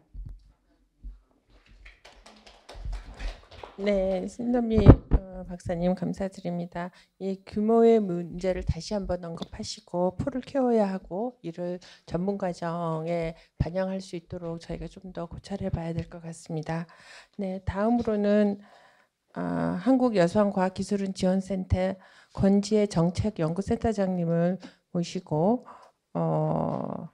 네, 모셨습니다. 권지혜 센터장님은 제5차 여성과학기술인 기본계획 수립을 위해 현재 많은 노력을 기울이고 계신데 오늘 그 엄 박사님의 발표에 대해서 권지혜 센터장님의 발언을 듣도록 하겠습니다. 네, 방금 소개받은 권지혜입니다. 반갑습니다. 예, 저는 이제 엄 박사님 이제 주신 걸 이제 보고 정말 이제 저희가 고민하는 부분도 이제 같이 고민하고 있구나 하는 생각을 했습니다. 저희가 이제 그 학사, 석사, 박사의 여성 인력 양성 같은 거를 이제 추이를 이제 쭉 추이를 봤는데 최근에 이제 큰 변화는 과거에는 학사에서 석사로 가는 여학생 비율이 이제 차이가 좀 있었어요. 근데 최근에 보면 학사 석사로 가는 여학생 비중은 이제 거의 비슷해요. 그래서 여학생의 비율이 당연히 규모는 줄어들겠지만 비율 자체는 이제 올라갔기 때문에 여학생도 뭐 지속적인 연구 개발이나 뭐 진출에 대한 거는 석사까지는 별 격차가 없다. 근데 문제는 이제 박사에서 이제 훅 떨어지는 게 이제 뭐 자연계나 공학계나 비슷하게 저희도 보고 있었고, 근데 이제 그 박사로 가서 이제 들어가는 거랑 뭐 졸업하는 거랑 떨어지는 거 보면 아무래도 이제 그 시기가 여성들 같은 경우에는 뭐 결혼이나 이런 기타 등등의 이제 어려운 시기다 보니까 5년이라는 긴 시간을 박사학위를 한다는 것도 어렵고, 그거를 이제 마무리하는 것도 어렵고, 그다음 분야는 이제 취업에서도 또 한번 부러지는 거죠. 그러니까 석박사라고 해서 핵심 인력으로 양성은 했는데 그들이 이제 취업이나 이런 부분에는 되게 어려움이 있어서 저희도 이제 석박사 핵심 인력이 지금 앞으로 매우 중요한데, 이들이 그 물론 학사에 비해서 취업률은 높아지지만 남녀로 이렇게 비교해 봤을 때는 취업률 격차가 크게 보이는 부분을 걱정하고 거기에 대한 대안을 좀 찾으려고 노력을 하고 있는 부분입니다.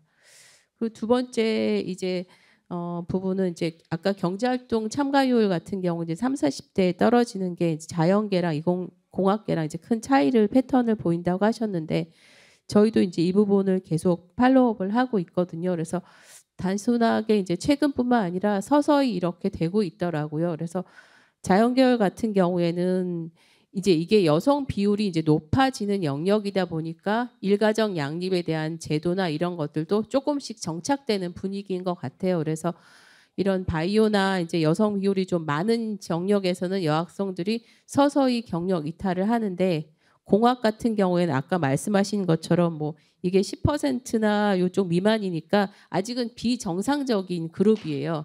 그러다 보니까 일가정 양립 제도 같은 것도 아직 제대로 못 쓰고 이제 그런 환경이라 경단이 이제 심하게 나타나고, 지금 공학 쪽 인재가 많이 필요한데 이쪽의 경력 단절 규모가 전체 이공계 경력 단절 여성이 한 70% 되고 그 안에 또 30, 40대 공학 그 경단이 한 8만 명 정도 돼서 이쪽에 대한 지원 정책이 되게 시급한 상황입니다. 그래서 그런 부분은 저도 계속적으로 고민을 하고 있는 영역이라 조금 봐야 될 것 같고요.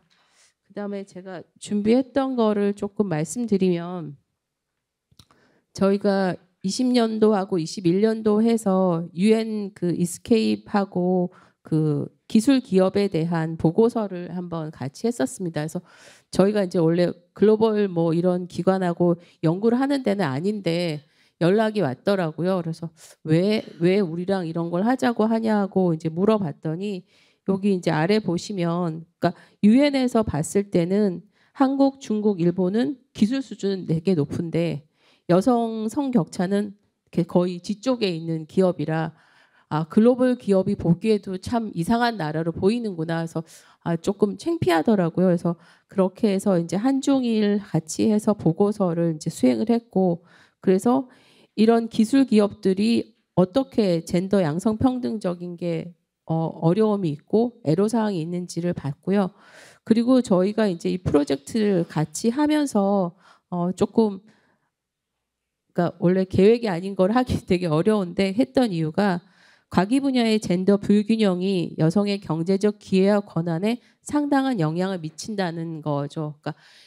그러니까는 저희는 그냥 뭐 여성 비율을 높여야 된다 이렇게 얘기는 했는데, 앞으로 기술 수요가 늘어나는 일자리는 그 과기 분야고 여성들이 계속해서 진출하지 않는다면 그 연구의 결과나 과정이 모두 여성이 소외될 수 있기 때문에 과기뿐만 아니라 전체 여성에게도 미치는 영향이 있기 때문에 여성에 대한 부분이 중요하다라는 걸 계속적으로 얘기해야 되겠구나, 이런 생각들을 했습니다. 그래서 여기 31페이지 하단에 보시면 여성은 급속한 디지털 혁명 속에서 더욱 소외될 우려가 있다, 이런 부분을 같이 고민하게 되더라고요. 그래서 한중일에 대한 뭐 설문조사랑 기타 등등을 했었고, 거기에 대해서 이제 직장 내 불평등의 관점에서는 이렇게 4가지 영역으로 나오더라고요. 그래서 채용, 근로조건, 이중부담, 경력 발전 이런 부분이 나왔고 이 부분은 앞에서 아마 다 얘기하신 영역과 이제 많이 유사합니다. 그래서 저는 이제 이 근로조건 같은 부분이 이제 근무 환경 부분인데 성평등에 대한 고정관념이 있고 여성 직원에 대한 더 적은 존중과 인정 이 부분이 그러니까 이게 한국말로는 별로 못했을 것 같은데 영어로 하니까 분명히 존중하고 인정은 해줘요. 근데 더 적은 그래서 그렇지 더 적게 인정해주고 있지. 그래서 이런 부분들이 좀 재밌었고 그다음에 또 경력 발전 부분 되면은 편향된 성과 평가 프로세스 부분이 있더라고요. 그래서 저희 지금 기본 계획하면서도 성과 평가를 분명히 공정하게 하고 있는데 거기에 사이사이에 보이는 불이익들이 있거든요. 아까 말씀하신 것처럼 육아휴직을 갔다 왔을 때 생기는 불이익은 연차 같은 거에서 제외되는 부분. 그다음에 지금은 이제 약간 육아휴직이 남성 육아휴직도 과기계도 30%가 되다 보니까 그런 불이익에 대한 제도 개선이나 이런 부분들에 대해서도 남성들의 조금 공감대가 생기고 있는 상황인 것 같아요. 그래서 그런 부분도 많이 바뀌어야 되는 부분이 있고 두 번째 그 밑에 보시면 멘토 및 지지자의 부재, 교육 훈련 기회 부족이라고 되어 있는데 이것도 되게 좀 중요한 부분인 것 같아요. 저희가 멘토링에 대한 얘기는 많이 했는데 기관 내에서 승진하려면 지지자가 필요하거든요.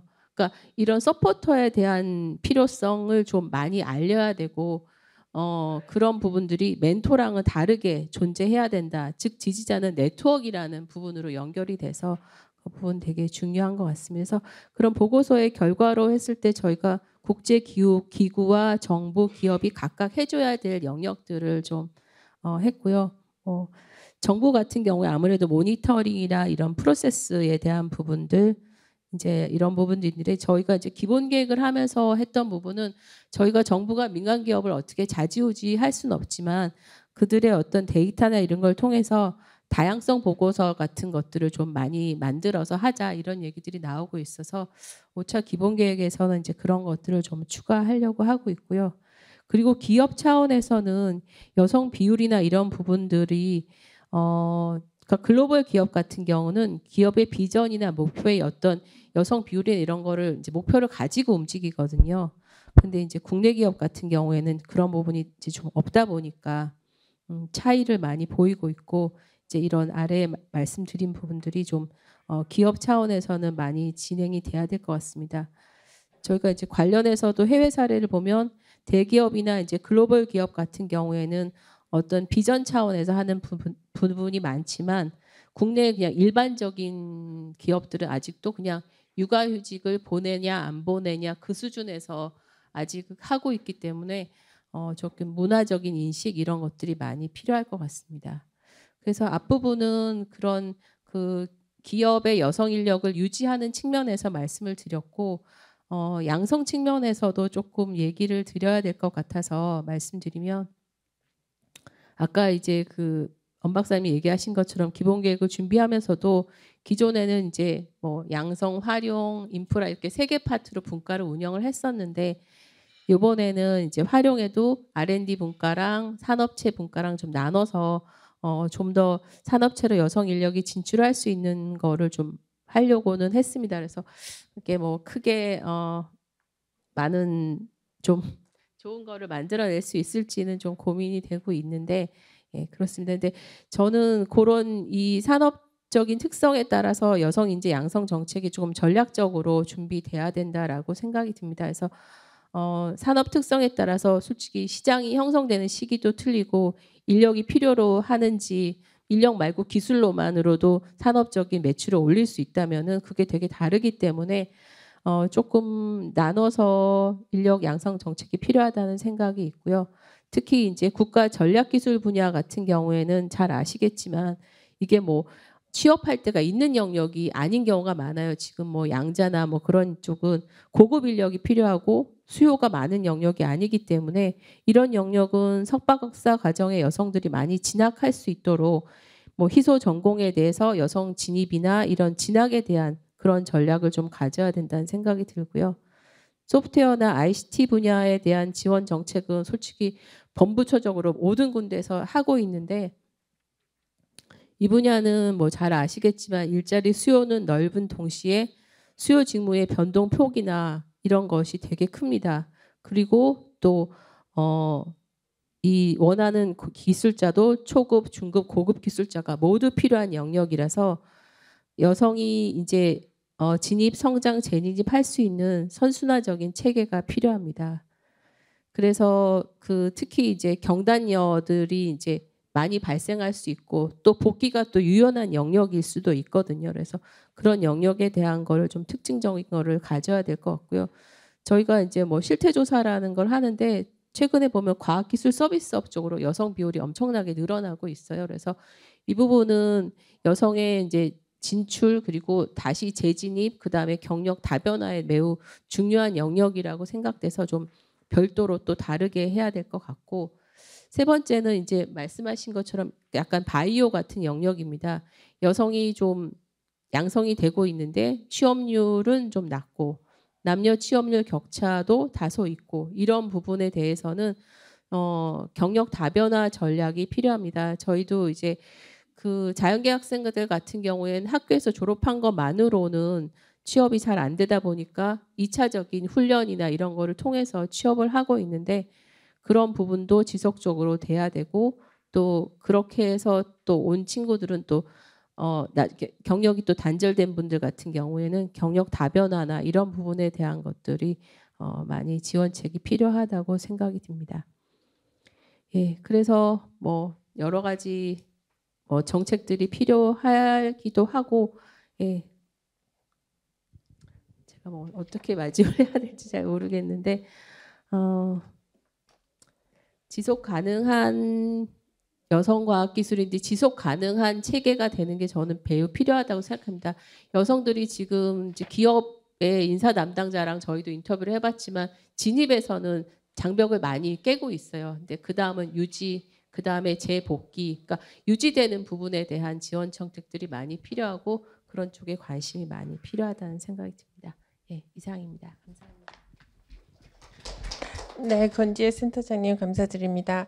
마지막 패널 토론은 키에트 이지아 실장님 자료인데요. 그 자료집에 35페이지를 한번 보시고 네, 오늘 일정상 참석이 어려우셔가지고 자료만 관련 내용만 받아서 자료집에 실었으니 한번 직접 보시기 바랍니다. 그래서 이제 모든 패널의 발언이 끝나는데요. 질의응답 시간을 좀 갖도록 하겠습니다. 먼저 질문을 하시기 전에 여기 처음 박인영 상무님께서 처음에 아까 발언 시에 그 인사 담당과 관련된 부분에 대해서 아까 질문과 또는 의견이 있다고 하니 그거부터 먼저 들어보도록 하겠습니다. 네, 아까 자료 정말 뭐 재밌는 수치 많이 봤는데 그 중에서 제가 18쪽에 말씀하신 내용 중에 기업 인사 담당자 심층 인터뷰 얘기가 있는데 이게 이제 팩트는 맞아요. 이게 중간 관리자가 많이 없다. 이거는 맞는 얘기인데 이거에 대한 원인에 대한 분석이 있어서 아까 권 센터장님도 가소 대표성이라는 얘기를 하셨는데 이게 마이너리티에 대한 홀이 좀 들어간 게 아닐까 하는 생각이 좀 들거든요. 그래서 만약에 뭐 우리가 한 10% 정도에 대한 뭐 비중을 가지고 있는데 10명 중에 1명이 이런 얘기를 한 거에 대한 대표성 부분이 들어가 있지 않나 하는 생각이 조금 들기도 하고요. 왜냐하면 팩트는 맞는데 원인에 대한 분석은 본인에 대한 것도 조금 가미를 해가지고 같이 보완 내지는 검증이 좀 필요하지 않을까 하는 생각이 듭니다. 사실은 남자들도 이런 생각은 많이 다 가지고 있거든요. 다 똑같거든요. 여성만 가지고 있는 부분은 아닌 것 같아요. 그래서 이 부분에 대한 건 한번 조금 검증이 필요하지 않을까 생각 들고요. 아까 누수 현황 종합 부분에서도 뭐 듀얼 레더에 대한 경력 체계, 채무성과 업무 강도의 비례 이거는 사실은 남자들도 다 동일하게 가지고 있는 부분인 것 같아요.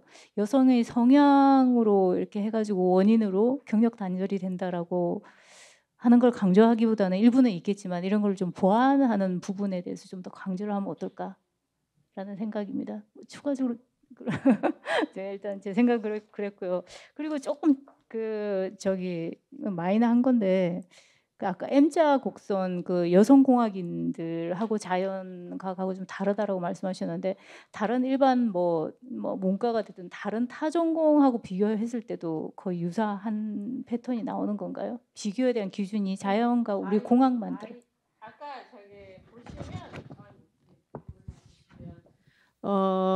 16페이지 자료집 16페이지에 있는 이게 전체 여성 인력이니까요. 네. 여기에는 들어 있는 거죠. 전체에 대한 부분에. 예. 16페이지에 이 점선이 전체 여성이니까 전체적인 여성들은 공학처럼 감소를 하는 구조인데 이게 지금 자연 쪽만 약간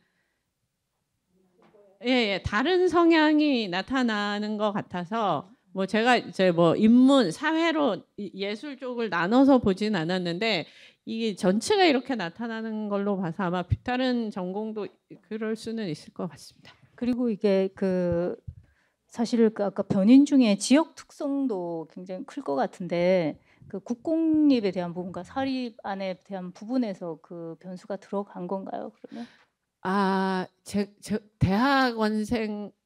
대학생 조사는 사실은 지역, 사립, 공립 이렇게 나눠서 5개의 유형으로 그다음에 이제 연구 레벨 그러니까 그 R&D 보통 이제 저희가 대학을 볼 때 진로가 연구 쪽에 쏠려 있는 대학이 있고 현장 쪽에 쏠려 있는 엔지니어급에 쏠려 있는 대학 때문에 이제 5개로 나눠서 지금 했는데요. 설문이 중간이 다 비어 있어서 그래서 그나마도 규모가 나온 게 지금 지역 사립대하고 윗단의 정도라서 그렇게 그냥 현재는 분석을 한 거고요. 아직도 지금 설문을 하고 있습니다.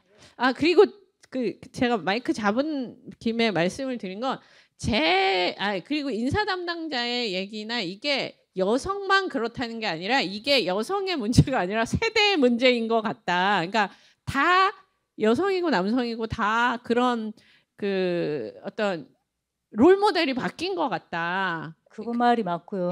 젠더보다는 세대 간의 지금 변화가 훨씬 더 크거든요. 그 얘기를 하신 거예요. 인사 담당자 분들도 그래서 고민이다. 근데 이제 여성은 들어오는 게 적잖아요. 공학 쪽이. 그러니까 더 적어지는 거예요. 그래서 거기를 인커리지 하는 게 본인들의 숙제로 남아 있는 거예요. 그러니까 거기는 이제 모두 다 안 하면 남성은 원래 차지하고 있었던 비중이 있으니까. 근데 여성은 풀이 없는 거예요. 올리려고 해도. 그래서 그런 애로사항을 말씀하신 거지 이게 여성들이 그렇다라는 뜻이 아니었습니다. 그건 제가 아마 전달을 잘 못 드린 것 같습니다. 네. 혹시 다른 분 질문? 네. 좀 그냥 한번 숫자가 좀 잘못된 것 같아서 심선미 박사님 그 여성 졸업자 중에 공학 전공자는 11.5%다 그랬는데 아마 21.5가 아닌가라는 생각을 합니다. 4년제 대학만 보면 거의 24%고요.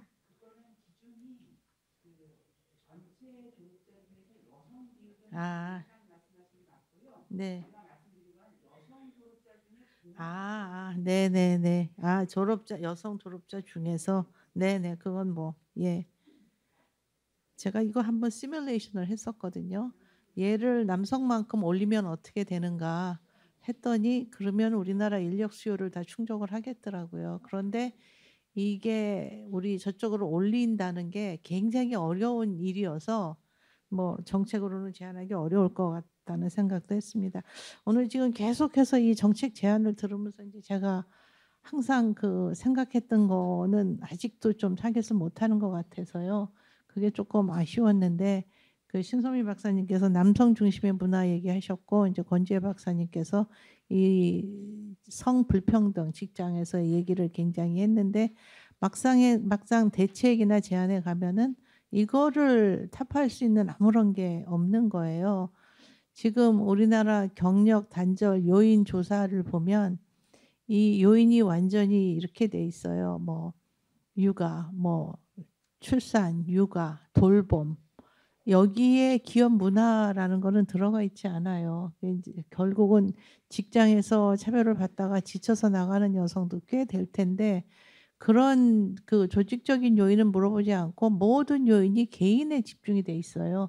네가 일을 할 수 없었는데 왜 일을 못하냐라는 쪽으로 뭐지 이게 그 상황까지 몰고 간 조직적인 문제는 하나도 없다는 아까 또 그 인사 담당자 얘기를 들으면서 조금 오해는 있었지만 그 발표에 그런 생각이 또 들었거든요.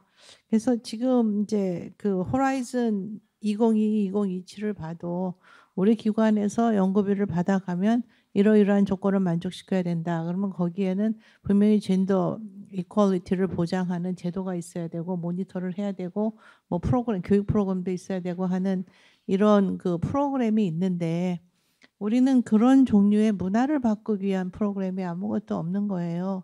그리고 또 그 요즘에 D&I 인덱스를 가지고 기업의 다양성 지수를 측정하는 노력도 많이 되어 있는데 다양성 포용성 지수를 또 그런 것도 우리가 어떻게 반영을 할 수가 있는지 뭔가 저는 기업의 문화가 바뀌어야지 여성 공학인이 늘어난다고 믿는 사람이거든요. 그래서 이런 거 우리 민간단체가 아무리 워크숍을 하고 하면 뭐합니까? 뭔가 푸시를 해주는 게 있어야지. 그래서 그런 게 조금 없는 게 아쉽고 전에 저희 미세 보고서에서 그 권지혜 박사께 제출했을 때 거기서 제일 쓸만한 제안이 기업이 경영고시를 할 때 모든 레벨의 여성의 비율을 보고해야 된다. 그러면 그 기업이 민간 기업이 여성이 몇 %인가를 뭔가 신경을 쓸 것이다라는 제안을 한 적이 있거든요. 그런 거는 사실 우리 공학인 과학기술인들의 문제만은 아니고 전체 분야의 여성들에게도 그게 필요한 정책이고 요즘에 ESG에서도 필요한 숫자라고 하더라고요. 그래서 그런 거를 좀 다른 분야랑 힘을 합쳐서 기업, 민간 기업이 경영고시에서 여성 비율을 초기부터 끝까지 가면 어디서 경력 이탈이 일어나는지 우리가 알 수도 있고 그래서 그런 거를 좀 하는 것도 어딘가 좀 집어넣어 줬으면 그게 기업의 CTO 하신 분이 저한테 제안을 해주셔서 넣었는데 아무리 생각해도 그 방법이 제일 효과적일 것 같다라는 생각이 들더라고요. 그래서 지금 아쉽다. 네, 다 지적은 잘 하셨는데 그게 실제로 플랜이나 정책에 반영이 되지 못하고 있어서 좀 아쉽다라는 말씀드립니다. 제가 조금만 부연 말씀드리면 저희도 이제 그 기본계획 지금 현재 과제 안에는 솔직히 기업을 어떻게 변경할 수 있는 방법이 없어서 방법은 지금 다양성 보고서를 저희가 실태 조사를 한 수준에서 할 건지 기업을 통해서 할 건지 이제 이런 부분이 아직 숙제로 남아 있긴 하지만 어떤 형태로든 다양성 보고서를 하고 특히 대학 쪽도 지금 다양성 보고서를 할 수 있게끔 좀 그거를 일단 들어가는 있는데 어떻게 구체적으로 할 거다라는 건 아직 좀 협의가 많이 남아 있는 과정이어서 예, 그런 부분은 꼭지로는 들어가 있습니다. 이정은 부회장님 발언 요청하셨습니다. 저희 지금 6시가 다 돼가서 이정은 부회장님 발언 듣고 네, 마무리하도록 하겠습니다. 저 산업계 진출 여성 과학기술인 관련된 이런 포럼이나 정책 이런 데 왔을 때 많이 듣는 늘 얘기가 나오는 것 중에 이제 또 중요한 부분의 하나가 여성 그러니까 공학을 전공하는 여성의 수가 절대적으로 작아서 이런 모든 부분에서 문제가 되고 그다음에 앞으로는 이제 더더군다나 AI 같은 시대가 됐을 때 이 여성 인력들이 적어지면서 오히려 이제 이런 불평등한 상황들이 생기고 이렇다고 말씀하셨는데 그런 지적들은 계속 하시는 걸 많이 들었는데 그러면 구체적으로 이 여성 여학생들의 공학의 진로를 증진시킬 수 있는 방안에 대한 그런 얘기들이 좀 더 구체적으로 논의가 되고 해야 하지 않을까 하는 생각이 들었거든요.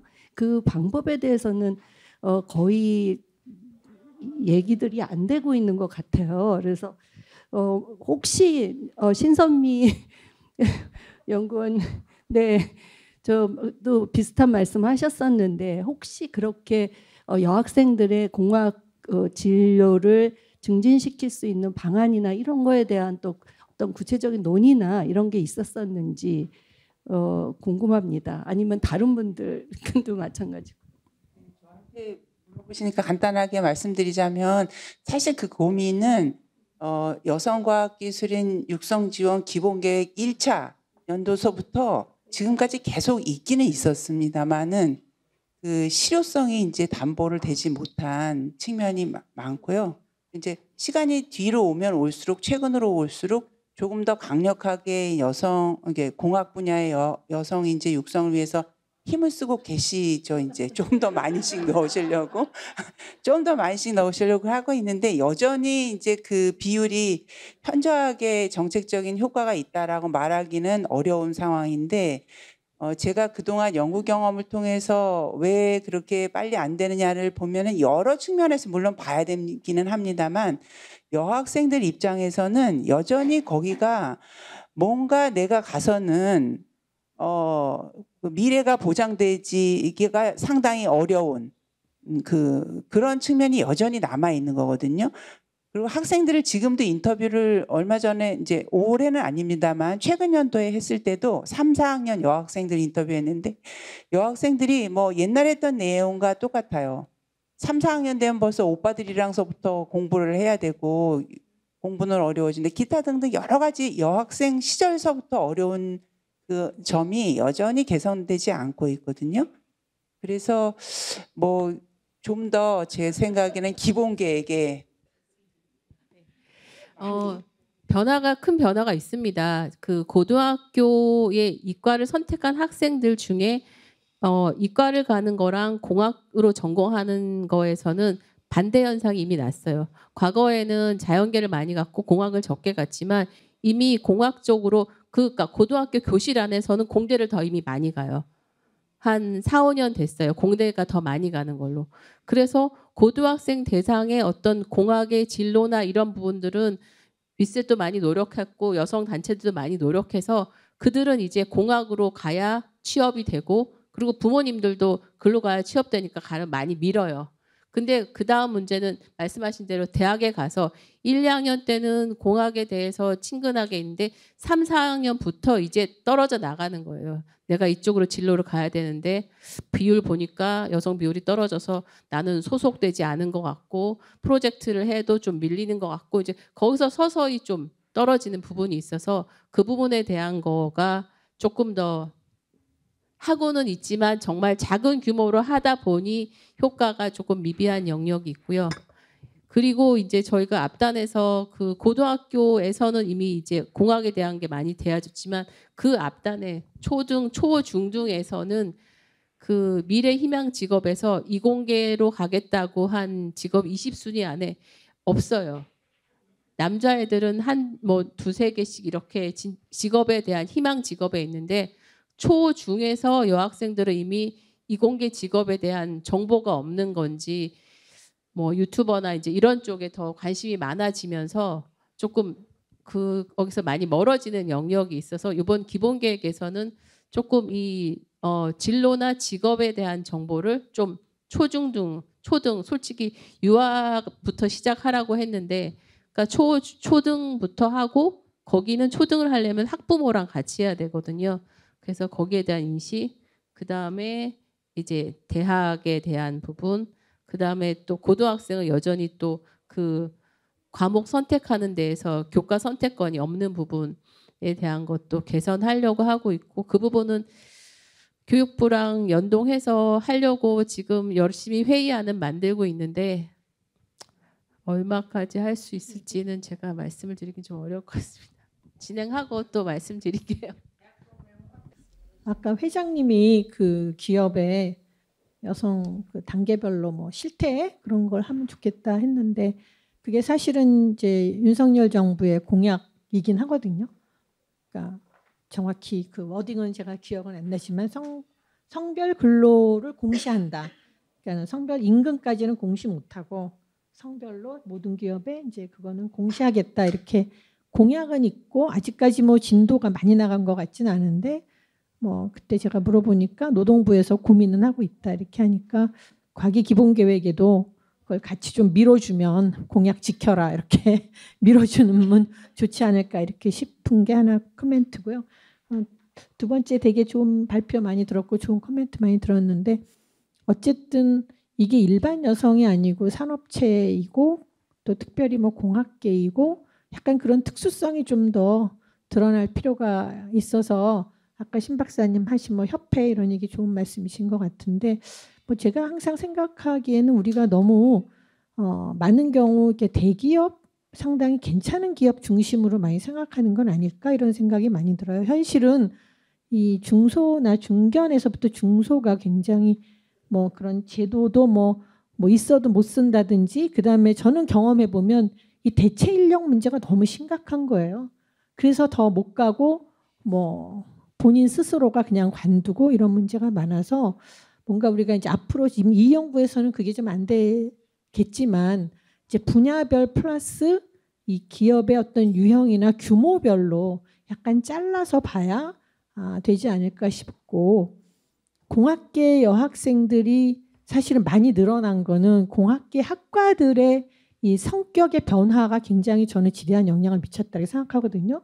그러니까 굉장히 뭐 소프트웨어라든지 좀 하드 중심이 아니라 그다음에 요즘은 뭐 AI 이렇게 되니까 더 많이 늘어날 거라고는 생각이 돼서 뭐 그거는 뭐 좀 희망적이지 않을까 싶은데 학생들한테 어쨌든 공학계에 가서 굉장히 괜찮은 진로로 가고 있는 선배를 많이 보여주는 거는 정말 중요한 것 같습니다. 그리고 만약에 앞으로 한 번 더 뭐 이런 쪽에 연구를 한다 그러면 중간 관리자 인터뷰를 집중적으로 해봤으면 좋겠다 이런 생각을 했습니다.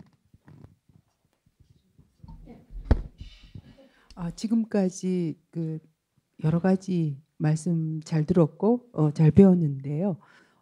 지금까지 나오지 않는 거 한 말씀 드리려고 합니다.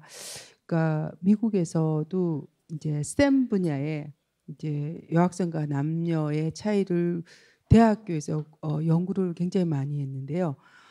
미국의 여학생이 남학생보다 STEM 분야에서 1.5배 더 이탈률이 더 있다는 거고 또 거기 보면 아까 세심한 정책 말씀하셨는데 세심한 요인 분석을 했더라고요. 그 중에 하나가 수학이더라고요. 이제 공학에서 계속하려면 캘큘러스라는 과목, 미적분이라는 과목하고 리니어 엘지브라를 되게 들어야 되는데요. 그것 때문에 STEM 분야를 이탈하는 경우가 많았다고 대규모의 서베이 조사를 했는데요. 지금 말씀 들은 거 보면 우리가 생각할 수 있는 것만 그냥 그러니까 물론 조사를 하셨지만 여학생들이 문화에서도 그렇고 또 뭐 같이 프로젝트 하면서도 남학생과 뭐 하기가 아까 소수니까 그런 거 외에 약간 조금 더 세심한 원인을 좀 연구할 때가 되지 않았나라는 제안 드려봅니다. 오늘 여러 가지로 귀한 시간, 귀한 말씀해 주셔서 감사드립니다. 많이 배웠습니다. 네, 오늘 엄미정 박사님께서 굉장히 세심하게 자료 준비해 주셔서 많은 분들이 관심을 가지고 토론이 된 것 같습니다.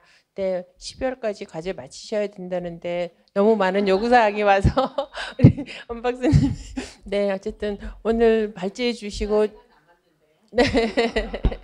네, 발제해 주시고 토론해 주신 모든 패널 분들께 감사드립니다. 네, 이상으로 오늘 정책 포럼을 마치도록 하겠습니다. 감사합니다.